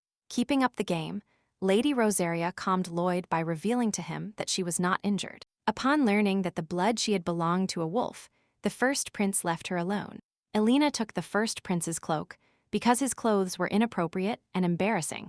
Lady Rosaria said she killed 2 wolves on the way and lost sight of another. The knights were amazed by her fencing skills, even though she only started training not long ago. Lloyd asked the girl why she went into the forest and fought the wolves. Alina replied that she came to his aid as soon as she heard the news of the attack. The main character said that her princess was too reckless. The first prince decided to catch the fugitive wolf and return to the camp. But Helena did not like his tone. Lloyd ordered Johar to shoot the wolves as soon as they saw them, because they didn't know their exact number. Lady Rosaria wanted to show them the direction in which the wolves disappeared, but the main character told her to leave the forest. The main character was indignant about this, but the first prince said it was too dangerous here. John tried to defend her, saying she had more outstanding skills than some knights. Lloyd asked in a threatening tone that since she killed the wolf, the Imperial Knight Squad needed her help. Johar apologized for his reckless words. The other knights felt embarrassed. The main character turned to Lady Rosaria and told her that there were enough knights here. But the girl did not want to retreat. The first prince decided to speak privately and took Helena's hand. The main character did not understand what the problem was and why His Highness was against her participation in the wolf hunt. Lloyd looked at her hand and asked, why had she come so far? Lady Rosaria insisted that it would be more effective this way, and continued indignantly why he was preventing her. Alina stared at him, waiting for an answer. Finally, the prince replied. The man touched the protagonist and told her that he was worried about her, which is why he was against it. He wiped the blood off her cheek, and the girl stood motionless, looking at Lloyd in shock. Alina remembered how her hands trembled when she saw the cover of blood, and realized that he was truly worried about her. Lady Rosaria took her hands off her face and said she didn't understand why he was reacting that way. However, the main character gave in to her and allowed her to go with him, only on the condition that she not stray from his side. In the end, they caught the leader wolf last, but it was difficult. Fortunately, everything ended without casualties. The main characters were very tired. They already thought everything ended well and withdrew from the battle. At that moment, on the other side of the forest, Kaizen was with his knights. He suddenly heard a sound. The crown prince saw something and then realized it was a person. The man looked at the girl, who had an arrow hit her in his hand. A few hours later, the first prince and the first lady of Rosaria returned from their hunt. Their friends immediately ran to the main character and told her how worried they were about her. Lady Rosaria happily told them that she was glad they came out to meet her. They saw that the girl was covered in blood and got scared, but Alina replied that it was not her blood. Then they were surprised that she herself had killed some of the wolves. Here her father approached the main character, not daring to start a conversation. The Duke said he was happy because she returned safe and sound. A little later, Alina called Lady Cheddarji to ask why her father was here. Bella replied that something had happened to Count Shur. She said that as soon as Lady Rosaria entered the forest, her father wanted to follow her. But the Count blocked the way. He did not want to let the Duke pass because he feared that something might happen to the Crown Prince too. But there would be no warriors left. Bella also added that the Duke of Rosaria mobilized the personal army of the duchy. Despite Count Sher's words, Alina asked if her father did this to help the first prince. Lady Cheddarji replied that the Duke did it for her and even pressured Count Sher. Lady Rosaria was very surprised to hear that her father was so worried about her. Suddenly, a noise was heard outside the tent walls. The girls became interested in what was happening. There was commotion everywhere. Everyone was running and shouting that the crown prince had returned. Kaizen was riding a horse, holding a fragile girl in his arms. Alina was not happy about his return and hoped the wolves had bitten him. But then she saw the package in his hands and noticed something silver. Suddenly, someone's hand fell on her shoulder, which the girl did not expect. It turned out to be Lloyd. He turned Lady Rosaria towards him and told her not to look in the Crown Prince's direction. While the main character was perplexed by the first prince's behavior, Bella said that the Crown Prince had brought a girl. Upon hearing this, Alina immediately directed her gaze there. Lady Rosaria immediately saw silver hair and golden eyes. Anyone who looks at her will fall in love with this girl. It was the original novel's main character, Rosetta, the girl who would lead Helen to death. Rosetta lay unconscious on the bed, with the maid nearby. Finally, the girl woke up and immediately jumped up and asked where she was. The maid turned to her and told her that she would help her get ready. She started rushing Rosetta because the Crown Prince would arrive soon. The girl sat down and waited for the Crown Prince to appear. The maid served her tea. When Kaizen entered the room, Rosetta jumped up to greet him. The Crown Prince was glad that the girl had finally woken up. She immediately ran happily towards His Highness Kaizen. Suddenly she tripped, and the Crown Prince immediately caught her in his arms. He was worried that she had been so careless when she ran towards him. Rosetta apologized for this and continued in the ring of his arms. The Crown Prince said how could she smile in such a situation. The girl replied that she was simply very happy. The doctor whom the Crown Prince consulted asked permission to begin an examination to cure the girl. Kaizen immediately ordered him to start his work quickly. Rosetta asked if her personal maid could receive treatment with her. The Crown Prince did not understand who she was talking about, so the girl pointed to the maid. When Rosette woke up, she noticed that she had a wound on her hand due to broken glass. This is why the novel's main character asked to be treated too. Kaizen looked warmly at Rosetta and said that she really had a kind heart. The court physician also decided to speak and agreed with the Crown Prince's words. Rosetta, waving her hands, replied that this was not worthy of attention. The girl thought the opposite to herself. She wanted the prince to always think of her and pay attention to her. Lady Rosaria went to the first prince to discuss the situation. Elena agreed with his words that she should not take actions that lead to the original end of the novel. Lloyd said everything would be fine as long as she didn't torture Rosette. Then there will be nothing to anger the Crown Prince, so he will decide to kill Lady Rosaria. Elena expressed the hope that Kaizen and Rosetta would agree, and that the engagement with Kaizen would finally be broken. The protagonist brought the cup when she suddenly smelled it, and realized it was her favorite shallot tea. Lady Rosaria remembered it, saying that he did not like that tea, unlike her. She assumed the first prince did it out of respect, when he saw him drinking with a grimace of pain. Elena said the tea was especially delicious today, which made Lloyd happy.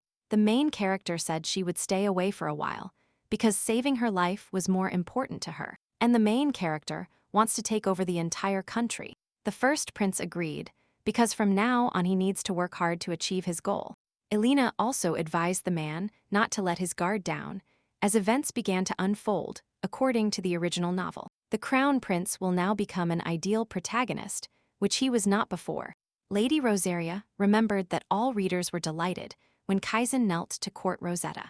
Unexpectedly, the first prince said that after this she would also change her view of him, which surprised Helena. Seeing her surprise, he repeated once more if she would feel sympathy for the Crown Prince. The main character asked Lloyd why he was talking about this. The first prince replied that this emphasizes the ideality of the main character, and that she likes ideal things. Elena was amused by his words. She said that no matter what ideal things the Crown Prince started to be, he would remain the same. She continued saying that she definitely couldn't like him, which reassured Lloyd. Then the girl added that in her eyes, the first prince is the best, which is why the man choked on his tea. Finally, the protagonist added that he is her partner, so he is the most ideal. The main character clearly liked his words, looked at Helena, a little embarrassed. Lloyd smiled and said that Lady Rosary cheered him up. Then, the girl added that she was not going to fall in love with anyone at all, and that there were 3 reasons for this. She needs to stay alive, inherit the duchy, and help the first prince. The main character was happy to at least be present on this list. Lady Rosaria then added that she had something important to tell him. Elena wanted to talk about the temple and the statue she saw in the forest, but decided to postpone it. First of all, the girl apologized for provoking Kaizen and that he set a trap for Lloyd. The first prince replied that she should not worry or apologize for that. The girl agreed with him, thinking that she had already seen his expression before. She remembered that he looked exactly the same when he was kidnapped, because she knew that would be the case. Lady Rosaria directly asked if he expected this attack, but Lloyd was in no hurry to answer. The protagonist continued scolding him because she considers him her partner and he tells her everything, but he doesn't think it's necessary. The first prince remained silent, looking at the girl. Finally, Lloyd replied that if he had told her, she would have immediately tried to interfere. And he didn't want that because he didn't want to put her in danger. Alina decided that he did not consider her and immediately told him so. The main character put down her cup and asked him why he thought that. The girl replied that she did not believe in his ability to cope with the threat, then added that it was time for her to leave. The first prince tried to stop Alina, wanting to say something. Lady Rosaria turned around and said she wouldn't get involved with anyone who didn't trust her, so he had better realize this quickly. Lloyd looked at the deceased main character and sighed deeply. Alina practiced fencing techniques with a dummy, scolding the first prince. Then she calmed down a bit and thought she was going crazy again by getting involved with Lloyd. At first, Lady Rosaria thought it would be fine not to ask about his plans. Despite this, Alina was annoyed because just as Lloyd was worried about her, she was worried about him. The girl remembered how he told her he didn't want to put her in danger and started getting angry again. She threw the sword down and decided from now on to keep her distance and help him when he asked. At the Marquis of Tennessee's mansion, a father threw a book at his daughter and asked if she was capable of anything. He shouted that since she was born a woman, she should at least flirt with men to marry profitably. Lisa tried to justify herself by saying she tried, but nothing worked. While pouring herself some wine, the Marquis of Tennessee asked his daughter if she knew that her family was in danger. The man continued to get angry, imagining how the crown prince would despise him for his failed assignments. The girl thought that her father's greed was to blame for everything. The Marquis of Tennessee said that now they have only one option. Lisa must befriend Rosetta so she can gain some points with the crown prince. But Lady Tennessee did not like the idea of humiliating herself before a commoner at all, because she is a proud aristocrat. The Marquis of Tennessee stood firm and said that she should try to win over the crown prince herself. Lisa could not believe her own father's attitude towards her. The man continued saying that if she thought this was unfair, then she should have been born a man to take care of the family business. The girl tried to argue that, according to the law, even a woman can become an heiress. With these words, she referred to Alina, who had recently become the heiress to the Duchy of Rosario. The Marquis of Tennessee fell into a stupor upon hearing such a declaration. Lisa's ardor faded, and she decided to follow her father's will and do what he wants. Tears welled up in her eyes. The girl thought she couldn't change anything. Rosetta had already been in the crown prince's palace for 2 weeks and had befriended the maids. Kaizen entered the room and asked if the girl liked the food.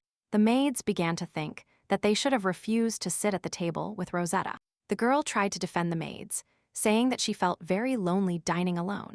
But the crown prince was still displeased. Then Rosetta suggested that His Highness dine with her. The maids thought she had gone too far, but to their surprise, he agreed. Kaizen suggested having lunch together every day, as he was busy and couldn't eat with her all the time.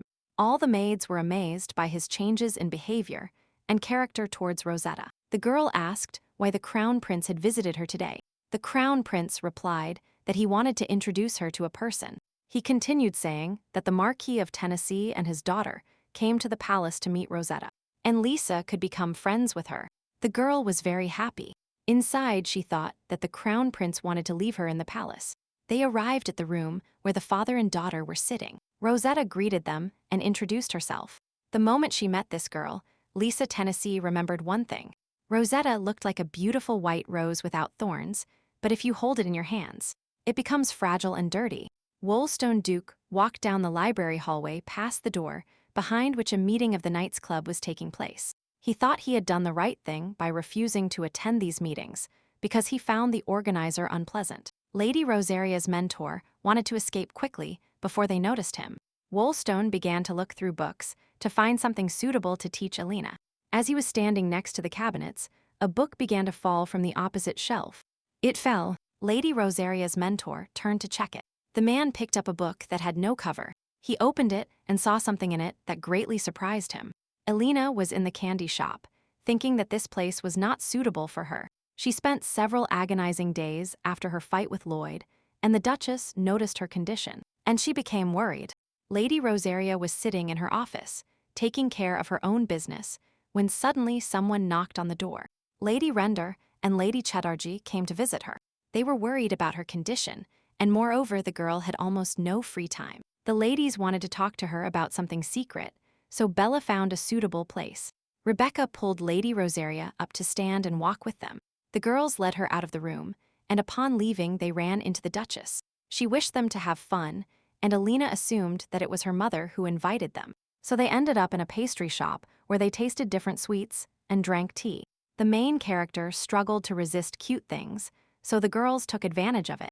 Lady Rosaria asked Bella what all this was for. She told her that the Duchess had asked for it. Lady Render added that although they are young, they hope to help Alina. The protagonist was glad that her friends supported her and worried about her, that she even started to consider her experiences insignificant. Bella and Rebecca were happy to hear those words from her.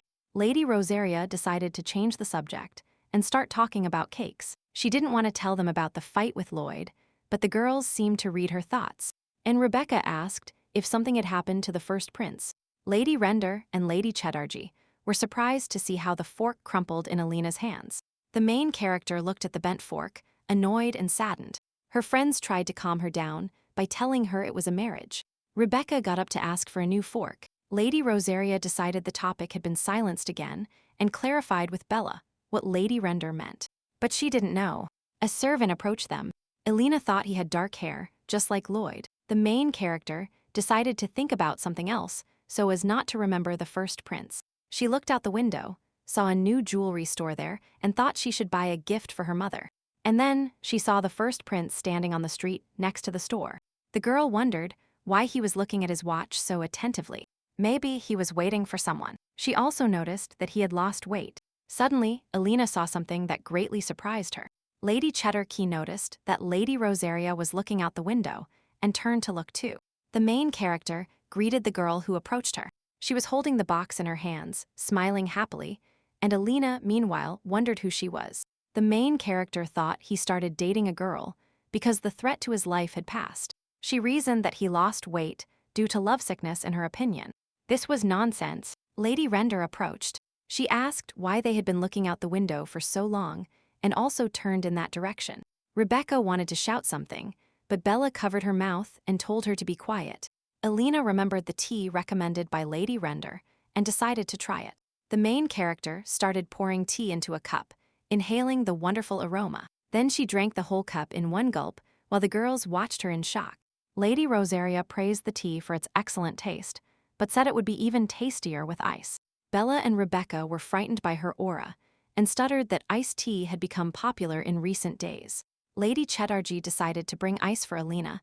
Lady Render wanted to go with her. The main character was left alone, sighing deeply. The next day, Lady Rosaria studied with her teacher, but she couldn't concentrate. She was still daydreaming without paying attention to Wallstone, so he called her. He asked if something had happened with the first prince, to which Alina reacted immediately.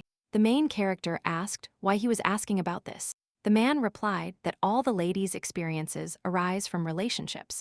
Lady Rosaria immediately became indignant because he thought she and Lloyd were dating. The girl realized that she almost made a mistake by admitting that she wasn't actually dating the first prince.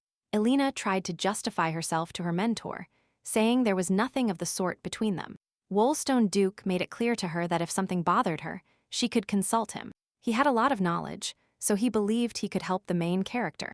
Alina still didn't want to discuss Lloyd's problems with the teacher, so she wanted to change the subject. Lady Rosaria told Wallstone that she was curious about something and that he could answer her. The girl said that during the home festival, she saw something in the forest that looked like a temple. She asked the mentor if he knew what kind of structure it was. The man remembered an incident in the library when a book fell from a shelf, and he thought it was a strange coincidence. Woolstone Duke remained silent for a long time, so Alina had already decided that he knew nothing. When suddenly he spoke, he said that before answering the question, he would like to ask one thing. The mentor asked her to promise that Lady Rosaria would not tell anyone this story. Seeing the seriousness of the teacher, Alina promised that she would never reveal this knowledge. Woolstone Duke said that this temple belonged to the Rainalist religion, which was destroyed 500 years ago. The story the mentor told was about the fall of the religion. In the past, residents worshipped the god Rainal, whom the Church of Rainal served. It was such an influential community that they hosted a descendant of the imperial family. But ironically, the temple was destroyed by the hands of the adult emperor they trusted. Wallstone asked Helena why. In her opinion, the emperor suppressed the religion. Lady Rosaria suggested that he did this because of the debauchery and corruption of the community. The mentor confirmed that the main character was right. The emperor realized that he had been manipulated and became very angry. Therefore, to prevent people from ever mentioning Rainalism, he ordered everything to be destroyed. Elena had a question she asked her teacher. If all the temples were destroyed, why did the one next to the imperial family remain? Woolstone replied that the emperor could not renounce his faith until the last moment, because his anger was directed at the community and not at God. The main character deduced from this that the past emperor was selfish. Then the man wanted to add something else. He had already started speaking, but something stopped him. He did not finish speaking, he simply dismissed it. The mentor was about to leave, but Elena demanded that he continue saying what he wanted to say. She turned around, and he replied that he didn't want to talk about something he wasn't sure about, so he would find out more about it. Lady Rosaria didn't want to give up so easily. She demanded an answer from Woolstone, but he flatly refused to talk. Then she caught up with him and told him she had another request for him. Elena asked where she could get books about Rainalism, to which the mentor replied that they could not be officially found. The main character immediately heard his reservation and realized that he had those books. She asked Woolstone to give her one of these books, but she was not allowed to finish. They turned around and saw the first prince, who had come to visit Lady Rosaria. Seeing that the lesson was over, Lloyd asked the main character to give him some time to talk. The main characters sat on the sofas, they were brought tea, but the conversation did not go well. The first prince asked if Elena was still angry with him, to which she replied tensely how she could be angry with her partner. The main character realized her obvious lie, because the girl did not try to hide her emotions. Lloyd apologized to Lady Rosaria. She did not expect to hear this. The girl couldn't believe what she heard, because recently he had been behaving differently. The main protagonist thought about what to answer him now. She thought about asking him why he was apologizing. Then she realized that Cassie had said something stupid, because she and Lloyd weren't even dating. And Cassie acted like a typical girl. As a result, her feelings overcame reason, and the main character asked why the prince was apologizing. The protagonist did not expect to hear this. Lady Rosaria tried to correct herself by saying that this was not what she meant. The girl, seeing his reaction, thought he didn't understand anything, and everything turned out well. Unexpectedly, Lloyd said he was sorry for everything. Then Elena realized that he had guessed what she was thinking. The first prince wanted to continue. The main character was surprised that the corporation heir knew such things. The main character continued to tease Lady Rosaria, but she couldn't find a place for herself. In her head, Elena scolded herself for not being able to restrain herself. While the protagonist was reproaching herself, Lloyd got up from his seat and called the girl by her name. Lady Rosaria directed her attention to him, coming out of her thoughts. The first prince approached, patted the girl's head, and apologized for not telling her everything at once. While styling her hair, the main character apologized for making Elena feel untrustworthy. The man said he regretted that Lady Rosaria's pride had been hurt. The protagonist was embarrassed and snatched her hair from his hands, saying she understood. Observing the girl's reaction, Lloyd thought to himself that she was cute. The prince knelt down and explained that he hadn't told her because she would have rushed to save him, and not because he didn't trust her. The main character added that he didn't want her to get hurt or injured. He asked her not to be angry because he did it out of concern for her. Seeing Helena's reaction, Lloyd hoped she had calmed down now. Lady Rosaria replied that she wasn't angry, just a little sad. The main character fell silent, so Lady Rosaria began to worry about this. The first prince started laughing, which made the girl start blushing and worrying. Lloyd, still laughing, said that it was sadness and not resentment, as he initially thought. The main character replied that she wasn't happy because of him. The man admitted he was wrong and expressed understanding. Elena started getting angry again when suddenly the first prince handed her a gift. Lady Rosaria immediately recognized the box because she had seen a woman give it to Lloyd. Inside, there was a dagger that the main character had prepared as a peace offering. Elena replied that she had no gift in return, mentally scolding herself for thinking Lloyd was flirting with that girl. Then the first prince asked for something she wanted. He wanted to get the dagger that Lady Rosaria had given him before. The main character agreed and asked why he needed it. To which Lloyd replied that this dagger protected him, as if it were her herself. Taking out the dagger, the girl thought it was strange for him to give such a trifle a special meaning. Elena handed him the weapon, and decided not to say that Sir Dial gave her the dagger. The first prince asked Lady Rosaria to take care of him in the future. He took her hand, brought it to his lips, and lightly touched her fingers. The main character looked at the man fascinated, blushing slightly. Elena turned to the prince, wanting to ask him something. She was interested in knowing why the prince apologized first. He replied naturally that he should have apologized first. After that, he added how he would live without Elena. The main character thought this sounded like a declaration of love. Lisa Tennessee arrived at the Crown Prince's palace for her 5th meeting with Rosetta. The girl looked at her watch, thinking that Rosette's actions exceeded her expectations. The aristocrat was angry because some commoner was making her wait. Rosetta had never been on time for their meetings. The last time she even said she overslept. Lisa muttered quietly that she found it hard to suppress her impulses to tear off the impudent mouth. Then she heard the sound of voices approaching the room. Rosette entered saying something, and then noticed Lady Tennessee. She asked Lisa, surprised what had brought her here, but then she gasped. Rosette asked in shock if today was the day of their meeting. The aristocrat confirmed it. The girl covered her face with her hands and said she was terribly ashamed in front of Lady Tennessee. She started crying and said that next time she definitely wouldn't be late. Lisa was annoyed because it wasn't the first time she heard this. The maids began to reassure Rosetta and added that if the Crown Prince found out, he would be angry.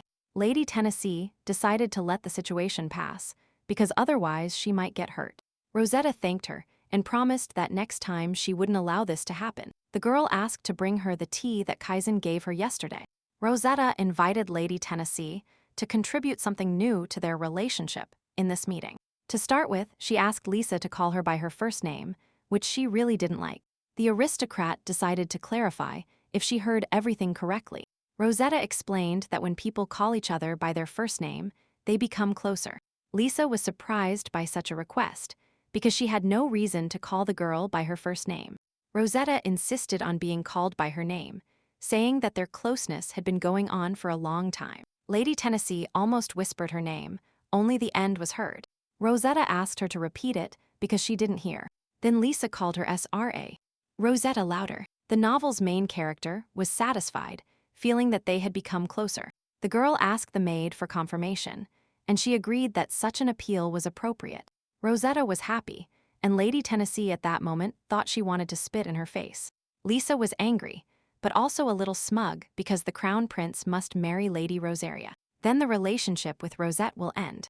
The girl couldn't understand how she could smile, knowing about the Crown Prince's fiancé. Suddenly, Lady Tennessee realized that maybe she just didn't know. Rosetta believes that she is the mistress, who has won Kaizen's true love. While Lisa was lost in thought, her interlocutor called her. The girl asked the aristocrat what she was thinking so hard about, but she changed the subject.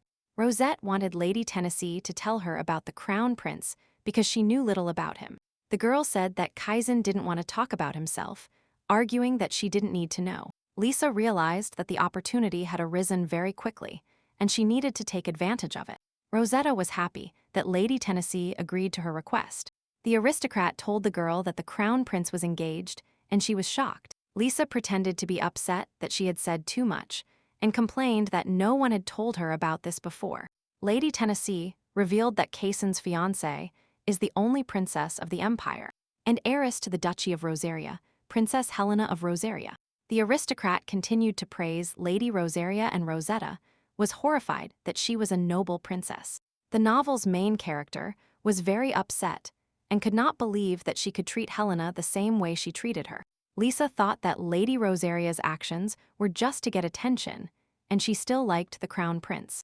Lady Tennessee saw a good prospect in this situation. She thought she would enjoy watching the girls fight for Kaizen. The maids tried to comfort the crying Rosetta, telling her that the prince and Elena often fight. The girl cheered up a little and clarified that in that case, they could call off the engagement. The maids started confirming it. Lady Tennessee interrupted the maids, saying that it was difficult to break an engagement between aristocrats due to the interests of both parties. Lisa looked at her watch and said that a lot of time had passed, and it was time to leave. She said goodbye to Rosetta and left internally rejoicing. The maids asked the novel's main character to listen to them and believe that the engagement was broken. Lady Tennessee stopped near the door to listen a little more. Lisa was sure that Rosetta would now understand that her situation would remain the same in the future. The girl sat on her bed and uttered the name of the Crown Prince's fiancé. She finally remembered her face and that she had already met her in the forest. She smiled, thinking that the girl she saw was the Crown Prince's fiancé. Meanwhile, Wolstone Duke was on his county property. He read the book with thoughts as if it had deliberately fallen off the shelf, demanding to be studied. The book contained knowledge about rainalism, but nothing previously unknown. An excerpt from the book stated that the soul is born from Rainal, receives a body, and at the end of life returns to Rainal. He is also called the owner of souls. Wolstone reflected that Helena had changed dramatically, as if another person's soul had entered her. The man wondered if this had anything to do with soul control. The next day, Helena visited Lloyd, reasoning that after that day, something invisible had arisen between them that hadn't been there before. Lady Rosaria kept recalling his words about how he could live without her. She thought she wasn't ready to confess yet, and the first prince turned to her and called her single princess. The main character did not like this address. She immediately distracted herself from the memory of Lloyd's words. Lady Rosaria started getting angry and asked him why he called such a lonely man. He replied that he had found something she might like, which was chess. The first prince also clarified that the rules are similar, but in this world they have a different name. And he also asked her if she knew how to play. Elena replied that she could do a little, thinking that she was the chess queen at her school. The main character also said that she was somewhat familiar with the rules. Then the girl offered to make a bet. Lady Rosaria added that it was boring to play like that, wanting to leave him with his nose. Lloyd happily agreed and asked what they would discuss. Elena explained that the loser of 2 out of 3 games would get the winner's wish. A little later, the protagonist looked at the chessboard in surprise, lost 3 out of 3 games. Lady Rosaria accused him of lying, saying she knew how to play quite well. Lloyd replied that he didn't lie. He just studied a little with Magnus Carlsen, who has held the world chess champion title for 10 years. Elena, feeling insulted and deceived, said it was a fraud. The first prince replied that she lost anyway and should accept it. The girl explained that she accepted the result, she just felt offended. The main character said she would do everything within reason. Without thinking twice, Lloyd asked Elena to extend her hand to him. Lady Rosaria couldn't understand why he was asking for her hand. She decided he was asking her to imitate a dog, so she said she might bite. And the prince replied by asking if she hadn't promised to fulfill everything. The protagonist resigned herself and extended her hand to him. Lloyd said he didn't know why this misunderstanding arose. After that, he kissed her palm, saying he just wanted to do it. The main character looked at the girl and called her by name tenderly. Elena was completely embarrassed by his actions and intonations. Not knowing how to react, she wanted to say something. Suddenly, someone knocked on the door, which disturbed the main characters. Dane entered, apologized for the intrusion, and said the emperor was waiting for him. Lloyd was not very happy that they were interrupted. He asked the servant to tell the emperor he would be there soon. Lady Rosaria decided that in this case, it was already time to leave. The first prince asked her to be careful. Elena walked covering her face with her hands and thought that if the servant hadn't entered, maybe she would have said something unnecessary. At that moment, she wanted to ask Lloyd if maybe he liked her.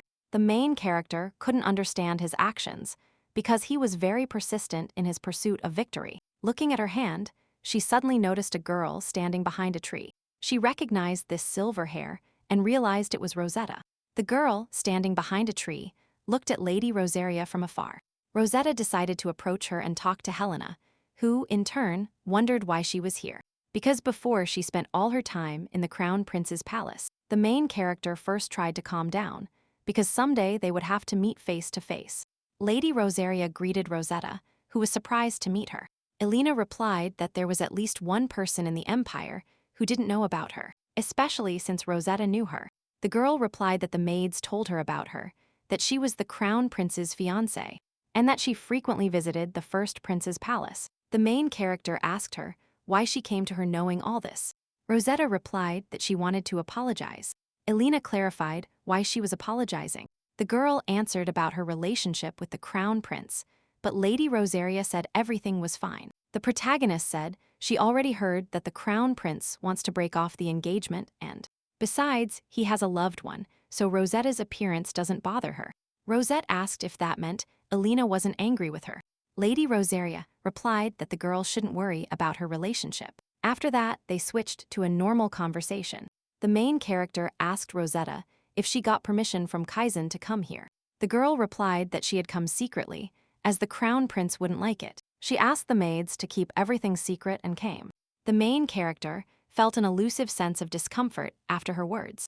Rosette continued saying that the maids would probably tell the crown prince the truth. Suddenly, shouts calling for Rosetta began to be heard throughout the garden. Kaizen was already looking for the girl, which confirmed that the maids had told him everything. Alina felt something was wrong and decided to quickly get away from here. Lady Rosaria asked the girl to come back and told her it was already time for her to leave. Rosetta looked at the back of the girl walking away and unexpectedly called her Princess Rosaria. Alina turned sharply and wondered if she had heard it or if she really addressed her that way. Rosetta said that she actually came because she wanted to say it. Then she fell into the fountain, and Lady Rosary screamed and ran back. Alina offered her hand to Rosetta to grab it. The girl really took her hand, but instead of getting out, she dragged the main character in with her. Lady Rosaria looked at her and saw that Rosetta was laughing. Alina saw her expression and realized it was a trap. Suddenly, Kaizen Kartika appeared and shouted Lady Rosaria's name. The scene that unfolded before him depicted the main character trying to drown Rosette. The crown prince ran towards Lady Rosaria and pushed her aside. He offered his hand to Rosette and shouted for her to grab it. The crown prince took the girl in his arms and demanded an explanation from Alina.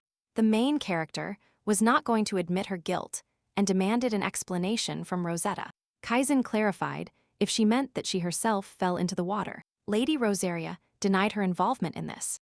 The man looked at Helena with a disturbing gaze, saying he almost believed she had changed. The crown prince threatened the protagonist, telling her that if this happened again, he would not let her off so easily. After this, the crown prince took Rosette away, and Lady Rosaria remained in place. Exposed as a villain, Helena sat by the fireplace in the first prince's chambers, thinking that once again she was in mortal danger at Kaizen's hands. Unexpectedly, Lloyd returned to the room after visiting the emperor. The main character was sitting in the first prince's clothes, which Dane lent her. The main character sat down next to the girl. He asked her what happened. She replied that she had met him. Lloyd clarified who she met. Alina replied that with the crown prince and Rosetta. Lady Rosaria told the prince everything, while reflecting that it wouldn't be so easy to avoid the fate of the original novel character. The main character wondered why Rosetta did this, because she was going to become friends with her. Alina thought that her true personality was different from the available information, because the novel only described her appearance. Lloyd replied that speculations had no end. Lady Rosaria buried her face in her knees. The girl felt as if a deadly sword had been plunged into her throat, but she only wanted to stop him. The first prince quietly called the main character so that she would pay attention to him. The man said that since she couldn't express her thoughts out loud, he would do it first. The main character continued saying that if Alina is afraid, he will be there to protect her. Lady Rosaria thought that only Lloyd sincerely cares about her. He doesn't ignore or humiliate her, but something didn't leave her in peace. She asked the first prince, who was he telling all this to? The girl said she shouldn't think she was scared. The first prince apologized for doubting her. The protagonist was sure that no matter who stood in her way, he would not ignore her. Lloyd smoothed her hair and said she looked more like him. Alina replied that thanks to him, her fear disappeared. The girl said she was sure he would always be with her on her future path.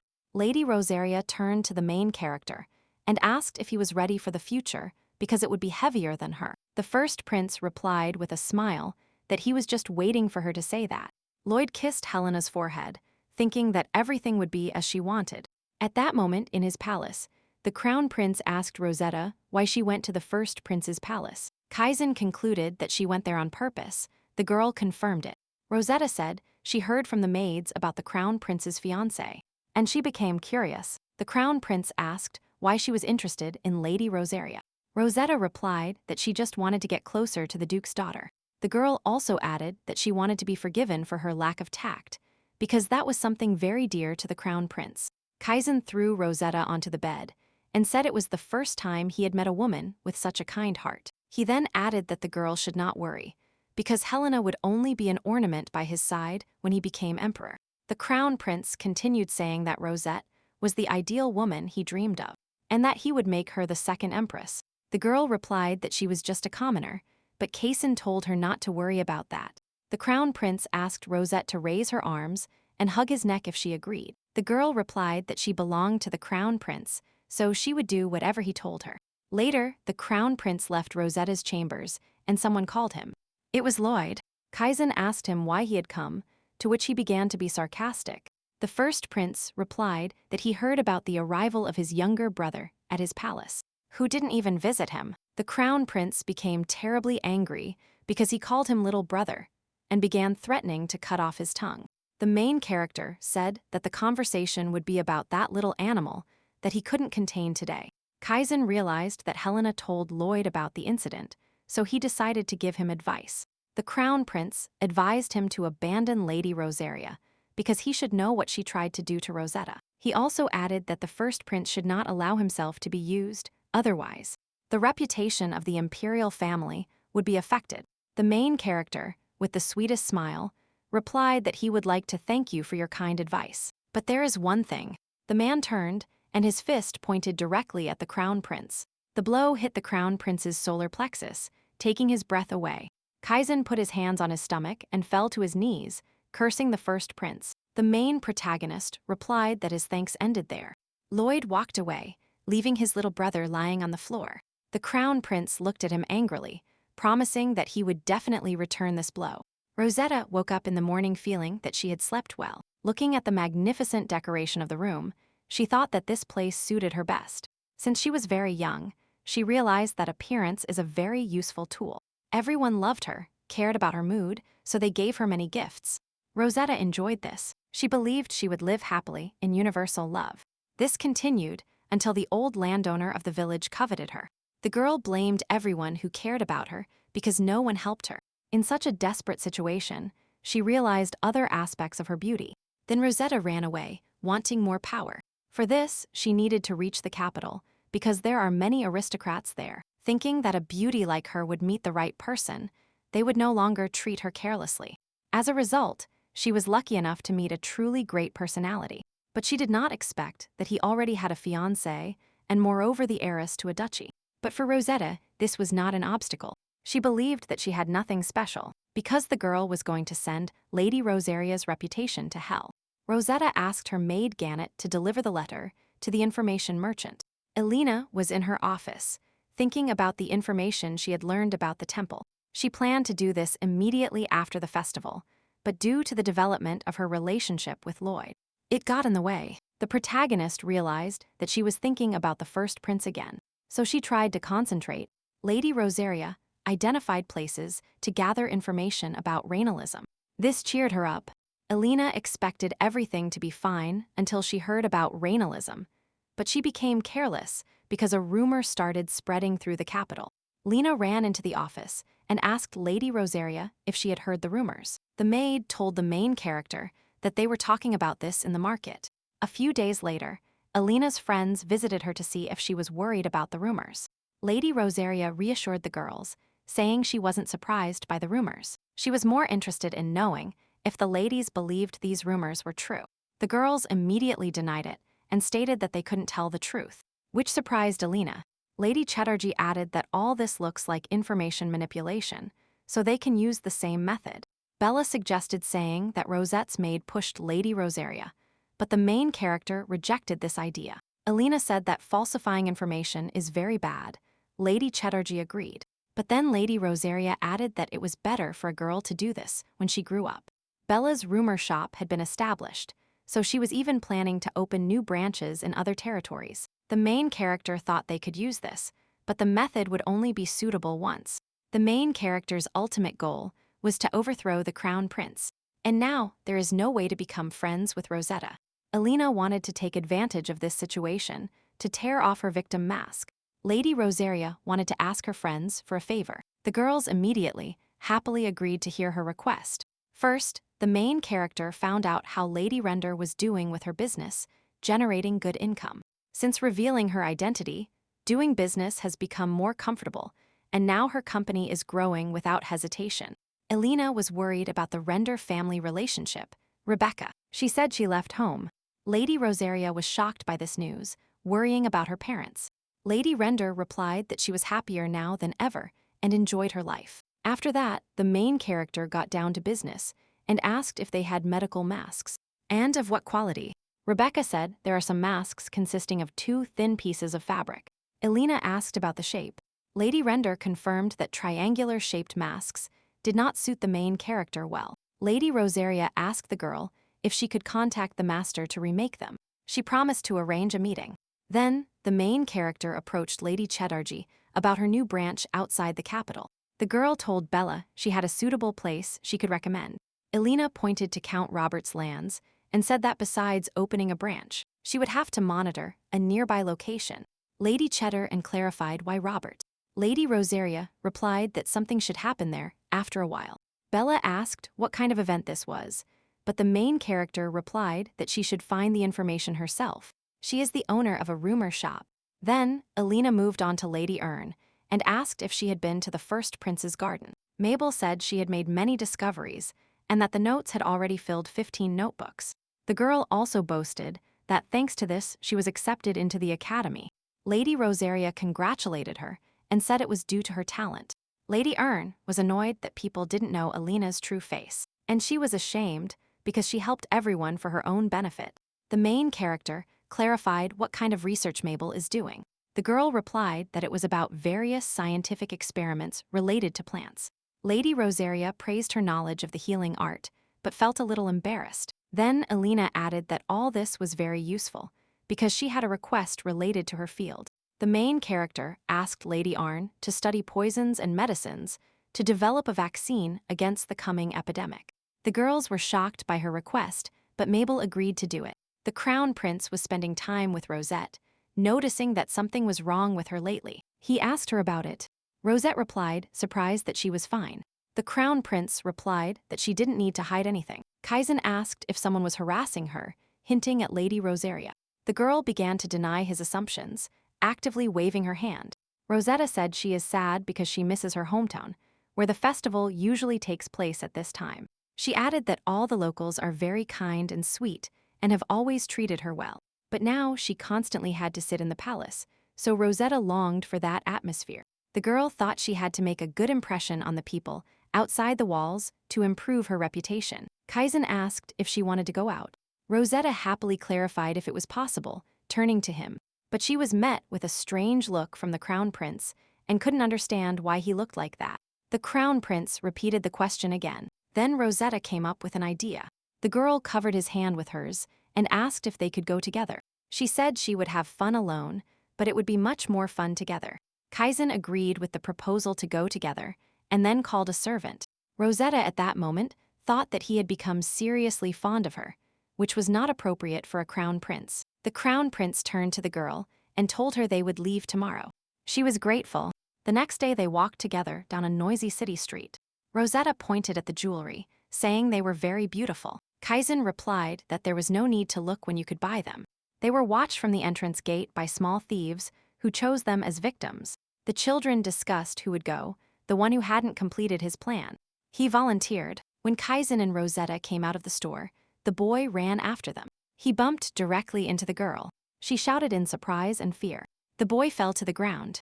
The Crown Prince immediately ran to Rosette to see if she was hurt. Rosette said she was fine. Then she turned to the boy and asked how he was. The boy replied that he was fine and was about to run away. But he couldn't do it because they grabbed him by the neck. The Crown Prince, towering over him, said he was a thief. He ordered his guards to send him to the police squad. Rosette covered the boy with herself to prevent the knights from taking him away. She turned to Kaizen and told him that this thief was just a child. A crowd of inhabitants began to gather around.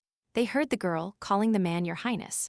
Rosette asked Kaizen to show mercy towards the child, thus attracting even more attention from the people. Then the girl turned to the boy and asked him to promise he wouldn't do this again. The Crown Prince had no choice but to agree. When he took off his hood, everyone recognized the Crown Prince and became curious about his companion. The people recognized her. They heard that the Crown Prince had a mistress.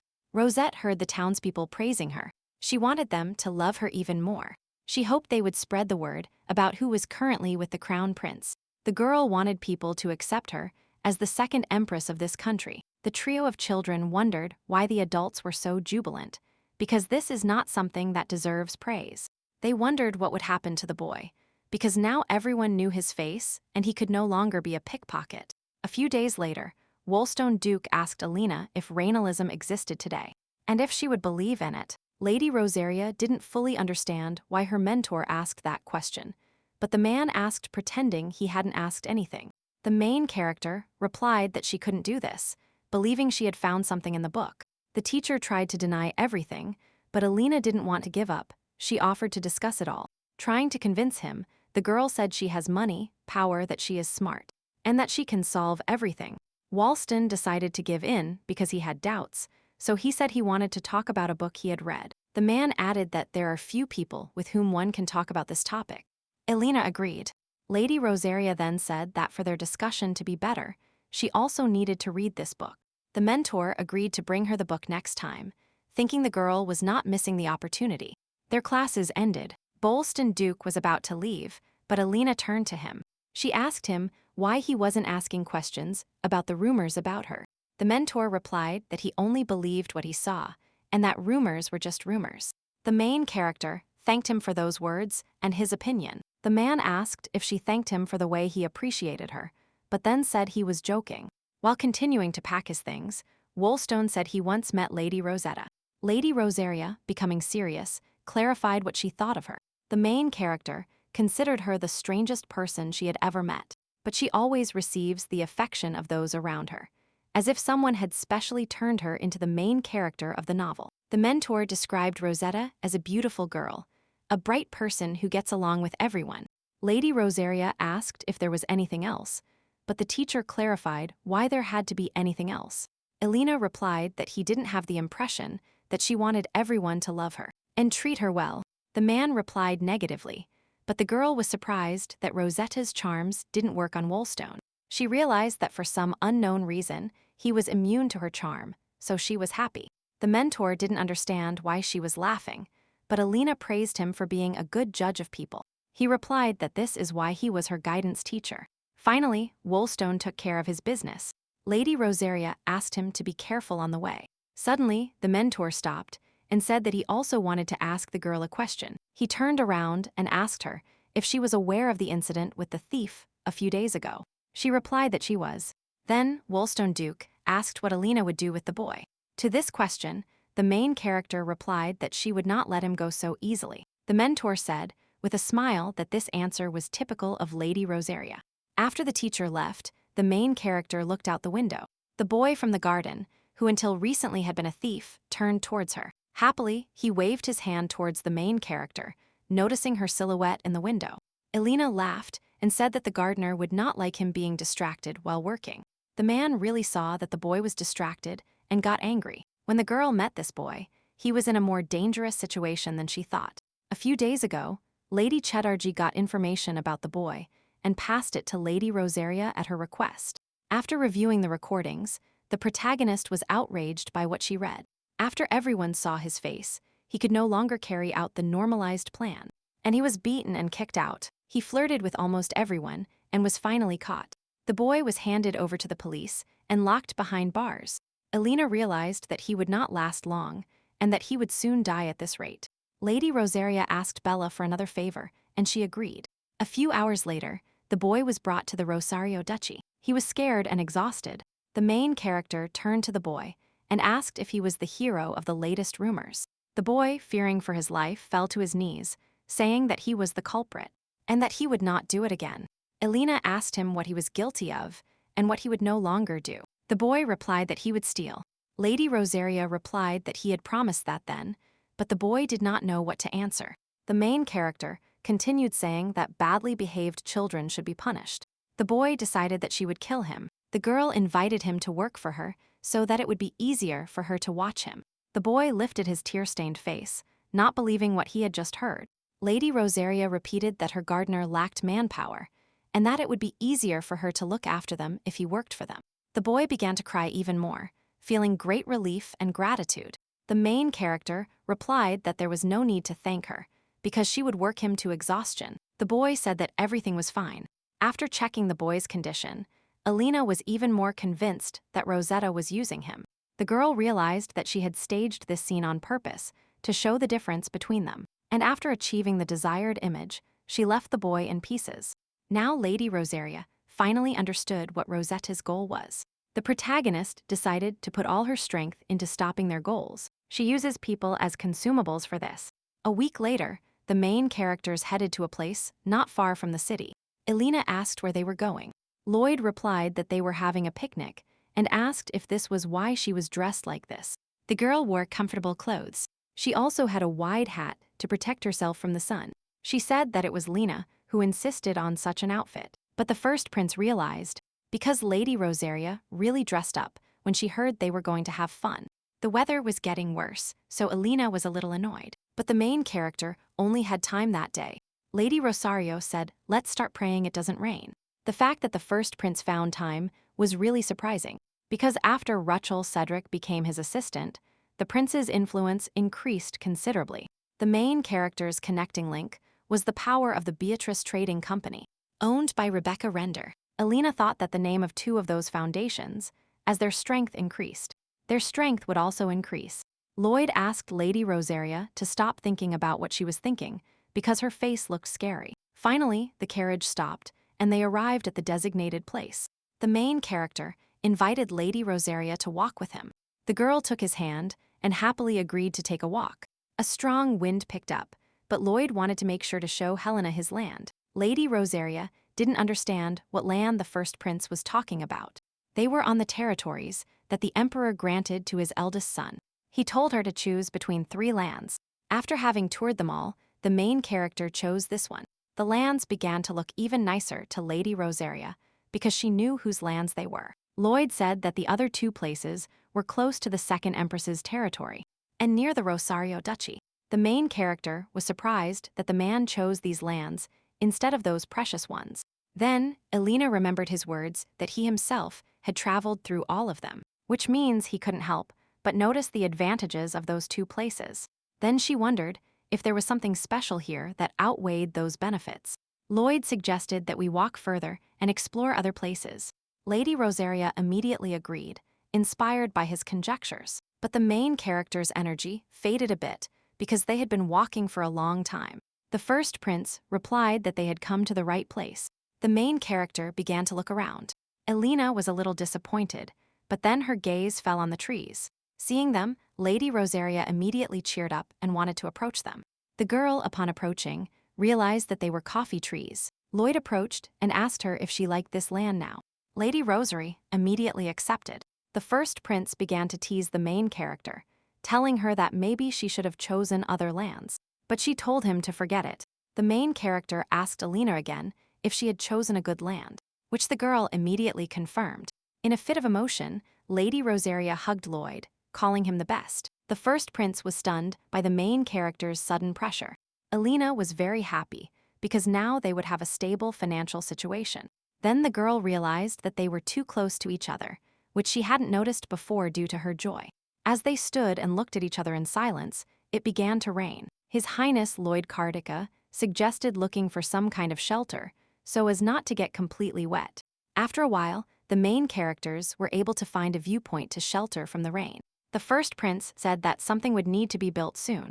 Elena, seeing the wet prince, burst out laughing, saying it was unusual to see him like this. Lloyd was not indebted and replied that the girl looked like a wet mouse.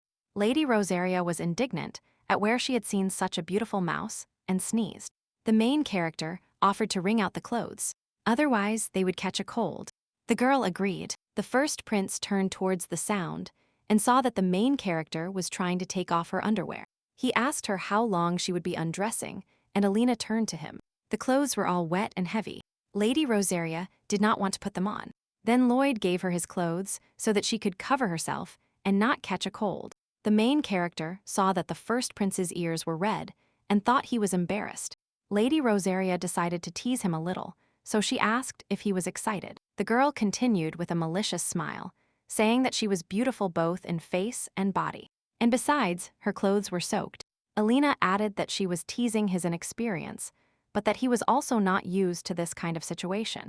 The main character said with an angry look that it was cold, straightening her chemise.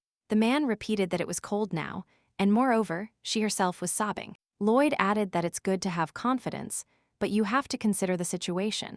The first prince stepped aside and sat down, and invited the main character to sit next to him too. Lady Rosaria sat far from the main character, thinking that her mood had worsened due to his teasing. The rain didn't seem to stop, which is what Lloyd decided to say. Elena supported the conversation by replying that the rain seemed like mushrooms, but it dragged on. The prince saw Lady Rosaria blowing on her hands to keep warm, so he asked her to sit next to him. The protagonist began to deny everything, saying she wasn't cold at all. The man offered her his hand, but the girl dared not accept the invitation. Seeing her hesitation, Lloyd said that he was the one who was cold. Lady Rosaria was surprised. She began to worry because he was very wet, and even though she gave him her clothes, the man confirmed that he could get sick. The first prince pulled Helena towards him and told her she must help him not to get sick. The main character hugged the girl against him, which embarrassed her a little. Lady Rosaria was nervous about the position, so she wanted to change position. Lloyd stopped her and told her she shouldn't tremble alone. The protagonist tried to calm her breathing and her heart, which was beating fast. Elena told herself that she should never fall in love with Lloyd and needed to apologize to him for the jokes. The girl asked the main character if he was angry, and he asked her why he should be angry. The main character, without turning in his direction, replied that he was joking about her excitement. The first prince thought she was cute, but told her he wasn't angry and, in general, she was right. Lloyd then added that he was actually excited and embarrassed. Elena did not expect such a confession. The main character turned to the man and decided to be indignant about his past reaction to her jokes. The prince replied that he was pretending because he thought he had been caught red-handed. Lloyd continued holding Elena's head because he didn't want her to see his flushed face. The rain continued for a long time. The main character said that someone would come to pick them up soon. The first prince took Lady Rosaria's hand and asked her why it was so cold. He pressed the girl's hand against his cheek and lightly kissed the back of her hand. Lady Rosaria pulled her hand away from Lloyd, surprised. The protagonist was surprised by this reaction. The girl, embarrassed, said she took her hand back because he kissed her. The man replied that his hands were cold, but now they were getting warmer. The main character's fingers turned red due to embarrassment. Elena did not want to turn towards him because she was not sure if she would see sympathy for herself. Lady Rosaria did not say a word until they came to take them away. That same evening, the crown prince was visited by Count Render, to whom Kaizen said that Lloyd's greatest help came from the Beatrice Trading Company. The crown prince explained why the family cannot control a girl, but only asked for forgiveness. Kaizen looked at the map in front of him, thinking about something. The money from the Beatrice Trading Company came from 3 mines. The crown prince offered to stop them so that Beatrice would collapse and Lloyd would no longer receive support. Count Render accepted the execution, so the crown prince gave him 3 months. During this period, they should do nothing other than destroy the trading company. Having finished his business, Kaizen decided it was time to visit Rosetta. As he approached the door, he heard voices talking about what happened in the office. The nobles asked Count Render why he had been summoned before the crown prince. The crown prince listened to their conversations and felt very offended. The man took the knight's sword with the intention of shortening the aristocrats' tongues. Suddenly, he remembered Rosetta's words, who asked him not to swing his sword from left to right. Therefore, the prince decided to go directly to the girl, no longer caring about the gossip. A few days later, Lady Rosaria visited the first prince's palace and reflected that he had begun to show her his different sides more and more. Elena looked at Lloyd, who had fallen asleep on the sofa, and thought that he had been unbearable before. But now, looking at him asleep and helpless, she thought he was very cute. The girl kept looking at him, finding him more and more attractive. She even said it out loud. Suddenly, Lloyd opened his eyes and asked her if she really thought he was cute. The first prince said he wanted to know exactly why she liked him. Lady Rosaria thought it would be better to say something to quickly silence the matter. Elena decided to pretend nothing was happening, so she asked him how he slept. The protagonist didn't want to deviate from the topic, so he repeated his question. The girl replied that she didn't understand what he was talking about, and that maybe everything was dreaming. Lloyd said that he wasn't sleeping, so he heard everything. The main character shuddered. Realizing that the man was initially pretending, she decided to do the same without shame. Lady Rosaria began to list the features of the prince's face that she considered beautiful. Trying to confuse him, she paid special attention to his eyes, describing them as the blue sea or space. The protagonist burst out laughing and asked him if he had given an accurate assessment. Elena replied that she took into account everything the ladies said about whom she heard it from. Lloyd, in a good mood from her words, lifted the girl and sat her on his lap. The man told Lady Rosaria to look closer at his face, which she praised so objectively. The main character felt embarrassed by such closeness, but the prince kept insisting that she say what attracted her most. Elena thought that no matter how you look at it, he is always handsome, but if you have to choose, then something was there. Lady Rosaria repeated that his eyes were the most beautiful, adding to herself that she liked seeing emotions arise in those cold eyes. When he jokes, his eyes sparkle. When he gets angry, they burn with a blue flame. Lloyd suddenly leaned in and said, "Maybe Elena will see something beautiful again." The protagonist began to think that not only his eyes, but also his lips were beautiful. But she interrupted herself by covering the prince's mouth. Suddenly, Lady Render burst into the room shouting that there was trouble. Rebecca realized that she had arrived at the wrong moment and caught the main characters flirting. The girl immediately ran out of the room, closing the door, and apologized. The main characters continued looking towards the door, behind which Lady Render stood. Rebecca finally decided to enter the room again because the situation was truly serious. It turned out that the miners went on strike due to low wages and poor working conditions, but according to the inspector's report, most workers are satisfied, and wages in the Beatrice mines are higher than in others. Lady Render asked Lady Chedarga to find out everything. However, the root cause is not the main thing.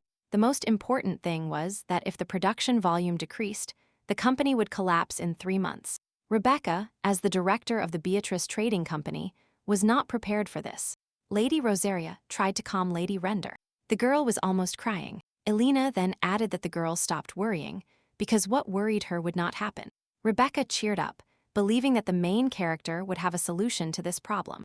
Lady Render, having calmed down a bit, decided to go with Lady Chedarji. Elena offered to go together. Rebecca was happy because they had something to discuss, as the three of them hadn't seen each other in a long time. The first prince intervened, saying that Lady Rosaria would arrive later since they hadn't finished their conversation. Lady Render replied that the meeting would still be at night, so they could keep talking, and she left quickly. The main character wanted to go with her to avoid talking to Lloyd, but it didn't work.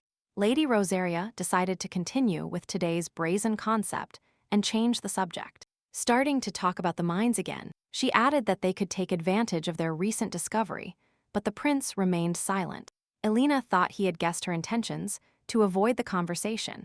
Having decided not to flee this topic anymore, the girl started talking herself. The main character said they were in the wrong relationship, and besides, she accidentally succumbed to the situation. This happened that time at the viewpoint. Lady Rosaria added that one should not hug someone so unexpectedly. Lady Rosaria wanted to put an end to everything, so as not to be the only one eagerly waiting for something. The girl added that she and the prince should set boundaries because it would be better that way. Lloyd finally spoke and said he didn't want it. Elena clarified why she didn't want it. The main character replied that it would be better if she thought about it herself. Then the first prince stood up and added that he also had business to attend to, and he wished to have a good time with the lady. Lady Rosaria was shocked by his words, but she could understand his reaction. Looking at his back, she wondered if Lloyd really liked her. Rosette noticed that Kaizen had been in a good mood lately, so she asked about it. The crown prince confirmed that something nice had happened. Then the girl asked what had happened. The crown prince wondered if he should tell her, but then decided that she wouldn't understand anything anyway. The man said that a flow of money hurt his eyes and that he would finish it soon. But Rosetta hoped this wasn't related to Elena Rosaria. Then she started showering the crown prince with praise, saying how incredible he was. Kaizen added that the scale of the company is huge, so it will take time to eliminate it completely. He intended to immobilize him so he could no longer recover. The man also added that everything will return to its place, including Lady Rosaria. Rosette hugged the crown prince tightly, but he didn't understand her reaction. The girl said everything would be as he wished, thinking at the same time that the crown prince was not going to break the engagement. She tried with all her might to slowly tame Kaizen Karzika. She slowly penetrated his soul to such an extent that he needed her. Despite Rosetta's efforts, the crown prince did not want to let Elena go. The girl sighed deeply, drawing Kaizen's attention. He noticed her sigh. The man asked what was eating her up. Rosetta was glad that he had been caught. She replied that she couldn't be with the crown prince as he is now, after he marries Alina. The girl considered it obvious that they wouldn't let her get away with her relationship with the crown prince, and that they would get rid of her. Rosetta assured Kaizen that she would stay with him until the end, even though she was scared. The man hugged the girl and told her not to worry, and that he would always be by her side. The crown prince decided that with such a good score, he could give another gift. Kaizen said she should accept it, because since time immemorial, women have not refused gifts from men. Rosetta turned to the maid and asked her to bring her a cup of tea. The girl thought it would be better if, instead of useless gifts, the crown prince broke up with Helena. She thought he should have broken the engagement a long time ago, but he didn't because of secular society. The maid approached and served tea to Rosetta. She wanted to thank her. Suddenly, the maid stumbled and spilled hot tea on Rosette's dress. Errol was very worried that she would get burned, but the girl replied that it wasn't that hot. Rosetta asked the maid how she was, because she had fallen, but the maid replied that she wasn't hurt. Suddenly, Errol noticed that some of the tea was falling onto the lady's shoulder. She panicked because if the crown prince found out about this, they would kill her. The maid fell on her face before Rosetta, begging for forgiveness. She didn't understand why the maid was suddenly behaving this way. Rosette realized that this could be a good opportunity, so she assured the girl that she wouldn't tell the crown prince. Errol, hearing this, immediately raised her head to make sure. In return, Rosetta said that from now on the maid will always do whatever she says. At that moment, Errol realized that this meant she would have to throw someone into the mud. But she couldn't refuse, so she asked Rosetta to contact her anytime. Then Rosetta promised that she would always keep today's incident a secret from Kaizen. A week after the strike started in the mines, the main protagonists discussed this situation. They found out that everything was as they suspected, and that the crown prince was to blame for everything. The main character said that the crown prince seemed like the ultimate scoundrel. Alina thought at that moment that Lloyd was cute. Lady Rosaria's heart started beating wildly again, and she tried to calm down. After their last conversation, the first prince seemed indifferent, and the main character was thinking while asking him. She put together the various facts, and finally discovered the reason why he was reacting that way. Alina realized that she liked Lloyd. Seeing him made her heart skip a beat. And apparently, the first prince is also not indifferent to her. Lady Rosaria wondered out loud why she was sometimes cold. While reading a romance novel, Alina said that all men become heartless as soon as they get what they want. In the novel, the main character abandoned the woman as soon as he got her body. Love was not his goal. Lady Rosaria was extremely indignant at his behavior, so she started cursing. After reading several romance novels, Alina concluded that Lloyd only liked her body. The man sat down next to the main character and looked at the documents. The girl moved back, wondering why he was sitting so close. The first prince asked what was going on when he saw Alina move to the other end of the sofa. He waited for an answer. Lady Rosaria knew he wouldn't leave until she received it. Lloyd extended his hand, but the main character stood up, replying that she was thinking while reviewing the documents. The girl suggested leaving the negotiations about the mines for a couple of months if nothing is done. The miners will lose patience. She then added that improving the coffee tree will take time. It will be the same as with the mines. Alina continued with what they would have to do and the best way to proceed. After analyzing all the questions, Lady Rosaria put the papers on the table and said that the meeting was over for today. The girl added that she still has meetings today, so it is time for her to leave. Lloyd, having no time to stop her, was left alone and wondered if perhaps she ran away because she understood everything. The main character laughed and said out loud that it wasn't why she fell in love with him. He remembered how she watched him while reviewing the documents. The first prince thought it would be better if Alina realized his feelings, but she continued watching him. A couple of days later, Lloyd arrived at the duchy estate, but Lady Rosaria fled from him as soon as she saw him. The main character no longer understands what is happening and why the girl is avoiding him. An hour before Alina escaped, Dane asked him where he was going. Lloyd replied that he was going to look for the imprisoned princess because she hadn't shown up since their last visit.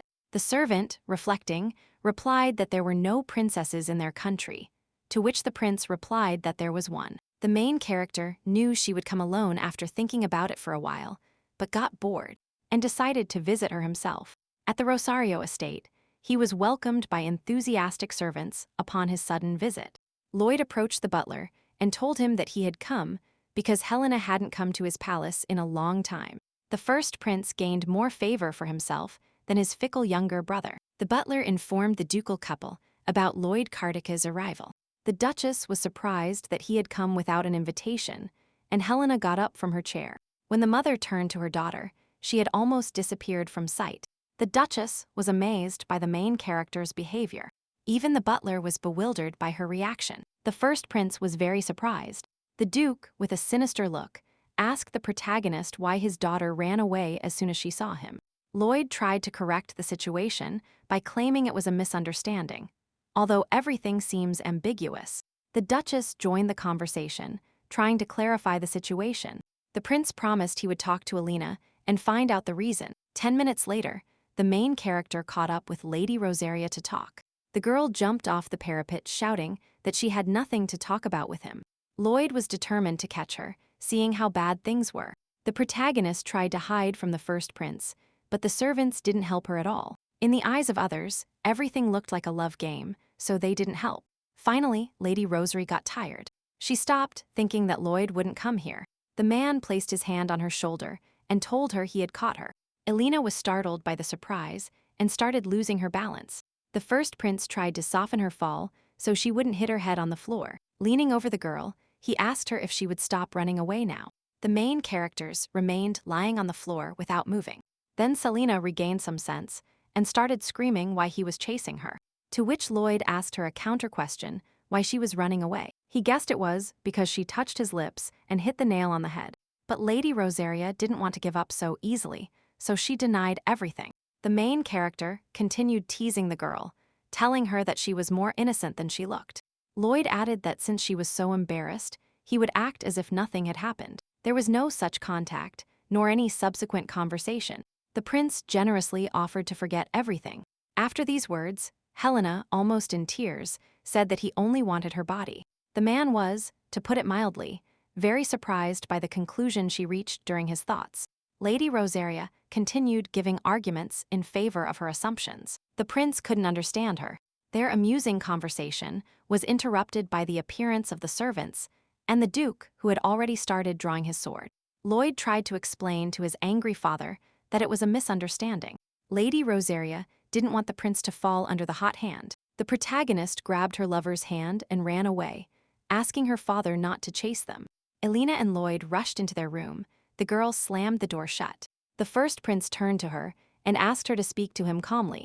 The man turned Lady Rosaria towards him and asked why she thought he didn't love her. The main character was sure that Elena had reasons to think so, and asked her to tell him everything as it was. The main protagonist explained that she has many reasons to fall in love with him, but she feels like she is the only one experiencing those feelings. Lloyd Cardica blushed slightly at such a frank confession. The prince covered his face with his hands upon realizing what Elena had been thinking all this time, and he asked her to take his place. The main character saw the novels on his desk and asked if they were the reason he came to these conclusions. Lloyd asked Lady Rosaria why she thought he wasn't falling in love with her. He kept saying that she was beautiful, strong, and wise. The man took the protagonist's hand and said that she is sincere and passionate, no matter what she undertakes. He knew that even if Elena pretended to be heartless, she was always considerate and kind to others. Lloyd asked her if it wasn't much harder not to fall in love with someone like her. After hearing everything, the main character blushed and asked the prince if he liked her. The man kissed her hand and replied that he did. He leaned in and repeated once more that he liked Elena Rosaria very much. Lloyd took the first step and kissed the main character, confirming his confession. Finally, they resolved all misunderstandings and were now happy.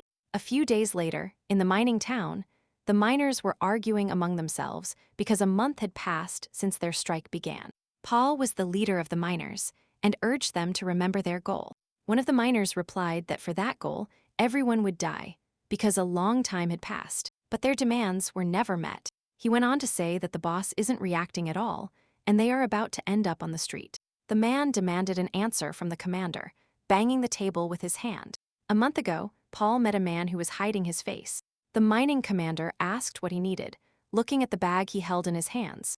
The man threw the bag at his feet, inviting him to look inside. Paul leaned down and checked the contents of the bag.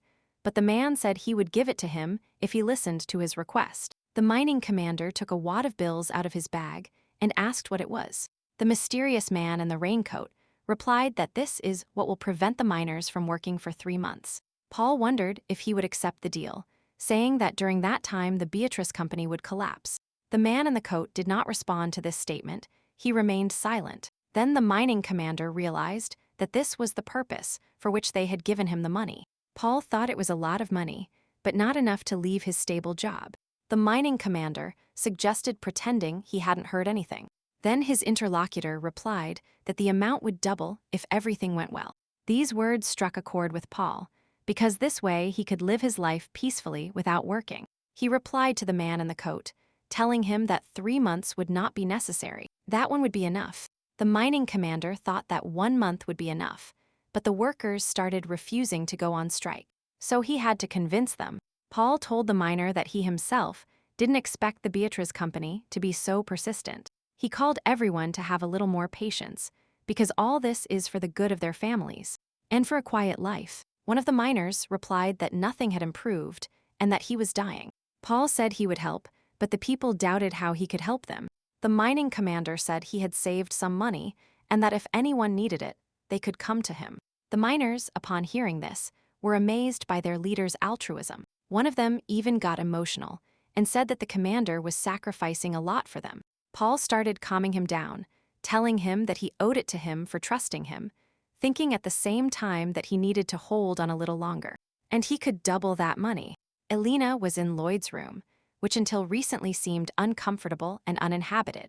Lady Rosaria brought a part of herself inside, so now she sometimes even confused his room with her office. She wrote something in her notebook, happy to finally be finished. The main character asked what was amusing her so much. The girl replied that she was finally able to find the root of the problem that was tormenting her. The first prince told her to tell him everything as soon as she confirmed her suspicions. But for now, he asked her to entertain him. The man asked Elena to open her mouth and handed her a cookie. Lady Rosaria asked him why he was amused by her disposition, to which the first prince replied that she was all fun to him. Once convinced of his feelings, Lloyd's barriers disappeared. He constantly wanted to do something together, resolutely touching and hugging. When they were alone, the main character did not want to separate from Lady Rosaria for an hour. Elena asked the prince if she could ask him a question, and he agreed. The girl asked since when he started liking her. Lloyd thought about it, and the main character waited for his answer, thinking that she couldn't fall in love at first sight. The man started saying that the first time he saw her, at that moment, Elena thought he had guessed right. Then the first prince, smiling, continued saying that he could have said it. But it wasn't the case. During their first encounter, they mistrusted each other, but it was a memorable moment. Thanks to him, Lloyd became interested in Elena, so he followed her and then realized with what determination she lived her life. He admitted that he thought she was cool and gradually began to fall in love. Lady Rosaria was indignant that he didn't confess first, so she wouldn't have to deal with the misunderstanding.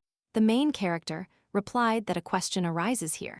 The girl asked what kind of question it was. The inexperienced Helena was not bothered by the crown prince out of great love.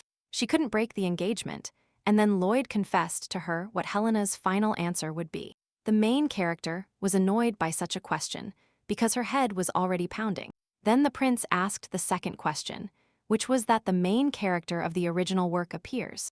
Unlike the original, Elena invited her to live together, but it turned out not to be kind, but rather she lured her into a trap. And at that moment, Lloyd would confess, offering to become her strength. Lady Rosaria was already quite annoyed by his questions. That's why the protagonist waited for the right moment, because she didn't want to fail and try again. The girl realized that the prince was afraid of being rejected, so she worked hard, like a swan splashing under the water. Elena imagined him as a white swan and burst out laughing, thinking he was cute. She explained to Lloyd that the white swan he had turned into was cute, and that made her laugh, but he didn't understand it.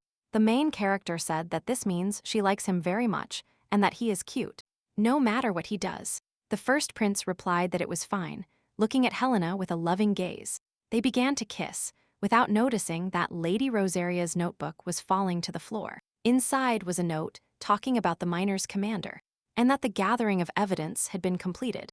Lloyd walked down the hallway towards his father's office. He had a bundle in his hands, and asked the servant to tell the emperor that he had come. The main character entered the office. The emperor said his head almost fell off from anticipation. The first prince said he should already be aware of everything, to which the father replied that he only knew the incident had occurred. Lloyd asked if the emperor thought he could allow this. The man replied that otherwise he wouldn't be in front of him. The main character turned to the servant and asked him to prepare tea that he brought for them. After a while, the servant brought a teapot with hot water. Lloyd placed the package in front of the emperor and said that he had discovered a new tea. He poured some into a cup and then added hot water. The emperor tasted it, saw the unusual color, and smelled the new scent. His Majesty was clearly delighted with this drink. Lady Rosaria invited her friends to present the new product to them. The ladies were interested. They couldn't wait to know what it was. Elena replied that it was in the package he had in his hands. Lady Chatterjee took the bag, shook it, and said there was something loose inside. Bella opened it. She looked inside. She saw a brown powder. Mabel smelled something fried and bitter. They were surprised when Lady Rosaria said it could be eaten. Lady Chatterjee decided to try it immediately, but she immediately spat it out because it was bitter. Elena didn't have time to stop her. The main character passed Bella water so she could rinse her mouth.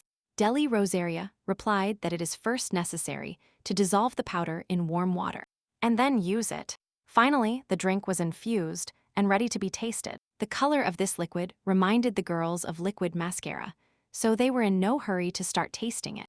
Elena said that the first time they try it they might feel disgusted, but then they will get used to it. Bella decided to trust the main character, especially since she would even accept deadly poison from her hands. Lady Chatterjee boldly drank the whole cup in one gulp, while the other girls watched in shock. Bella tasted the drink well, saying it was delicious and that it was the first time she had ever drunk anything like it. Lady Render and Lady Ern also tried it, but Lady Chatterjee couldn't understand how it was possible. Mabel described the drink as bitter but delicate, with a slight floral aroma. Rebecca said she had never tasted anything like it, thinking it was imported from abroad. Lady Rosaria replied that these fruits were discovered in the territory of the first prince. Lady Render asked if this was the secret strategy Elena was talking about. The girl confirmed it. The main character explained that they would sell this powder as exclusive to Beatrice's trading company. Rebecca thought that after the batch launch, it would become a very popular product in secular society. Lady Rosaria added that after everyone knows the effect of this drink, other classes will want it too. Elena told the girls that it has a toning effect, helps improve concentration, and relieves drowsiness. She also asked Lady Ern to back up her words with research. The main character asked Lady Render if this drink could turn the imperial market upside down. Rebecca replied that this would definitely happen, and that they should do everything possible to achieve it. Elena was happy that they approved her idea and offered to drink another cup for success. The ladies agreed, and Mabel asked what the drink was called. The protagonist, remembering her previous life, replied that it was called coffee. The mine commander didn't know how the Beatrice Trading Company managed to stay afloat. If everything had gone according to plan, the company should have contacted him 15 days ago, and now the boss would be eagerly knocking on his door to hear the miners' demands. However, the only ones who knocked on his door were the workers asking for money or offering to end the strike. Paul was desperate. He was tired of lending the miners the money he was bribed with. At this rate, he will spend it all if he keeps giving it away. And if this continues, questions will surely arise about the origin of this money. He thought he should reconsider the plan or ask for more money. Suddenly, someone knocked on the door. A miner burst into the commander's house, shouting that something was wrong. Paul stepped back, saying that one could forcibly enter another person's house at night. The man replied that there was no time for that now. The miner said that despite the strike, the Beatrice Trading Company had decided to abandon them. News that surprised the mining commander. 3 days later, Lady Render was working in her office because she had a lot to do. They placed a cup of coffee on the table in front of her, saying she was sleeping and working at the same time. It was Elena who invited Rebecca to rest and look at the documents for her. It seemed that coffee sales were not going so well, but the girl couldn't do anything about it. Lady Render said that many people brought her money after learning about coffee sales. The help of Lady Ern was also of great use, who, with her investigations, demonstrated the effect of the drink. Some even started calling it a divine drink. Lady Rosaria provided the best differentiating strategy to boost sales. Coffee was sold to all levels of society, from commoners to the imperial family. With one difference, the quality of the beans varied, and everyone could enjoy what they could afford. Commoners liked to imitate the aristocracy's hobby. Aristocrats and the royal family were satisfied with the quality of the beans corresponding to their status. Thanks to this, both commoners and aristocrats enjoy coffee. Lady Rosaria rakes in money. Lady Render said that she truly respected Alina and was surprised that she had come up with something like this. The protagonist asked if the company could recover the losses caused by the miners' strike. Rebecca replied that they managed, although not entirely. At this rate, they will survive a strike lasting several years. Then Lady Rosaria suggested moving on to the next stage of their plan. Alina handed Lady Render a piece of paper with the evidence she had gathered. Rebecca took the note and read the information it contained. After reading, she confirmed that she was ready to start a new stage. The miners arrived at the house of their commander, who was hiding from them. No matter how much they knocked on the closed door, there were no signs it would open. It wasn't difficult to break down the door, but they waited because they still had some faith and gratitude towards Paul. Then one miner stepped forward with a pickaxe, demanding that everyone get out of the way. He hit the door with the intention of breaking it down and dragging the commander out of the house. Paul couldn't believe that the Beatrice Trading Company had found a new source of income besides the mines. This meant that the company director could reject them. After that conversation, he tried to contact the one who paid him for the strike to confirm the rumors. However, Paul received no response, not even the chance to contact him. It seemed as if their deal had never materialized. Suddenly, the mine commander had the idea that he could pretend there was no trace of any deal. Once the Beatrice Company found him responsible for the strike, he could escape with the money. Suddenly, Paul heard a noise, not understanding what was happening. The man saw someone tearing down the door of his house with a pickaxe. Thomas, who was Paul's assistant, finally broke down the door and asked the commander what he was going to do with them. The man didn't expect his assistant to enter first. He decided to calm everyone down. The commander started shouting at his subordinates, saying he would talk to them as soon as he resolved the matter. He asked Thomas to put down the pickaxe, at which point another miner noticed something in the room. Paul shouted at him, but the man no longer heard him and continued moving further into the room. He took the bag and replied that they should ask questions. Thomas asked what kind of bag it was. Paul replied that it was just his bag and demanded that they put it back in its place. The miner started opening the bag and said it looked suspicious before. It always seemed to him that there were things in there that he could flee with at any moment. The man pulled out a wad of bills. Paul began to panic and shouted at him to give it back and not touch it. The worker asked the commander what amount of money it was and where it came from. The mine commander replied that it was just his savings and extended his hand to take the bag.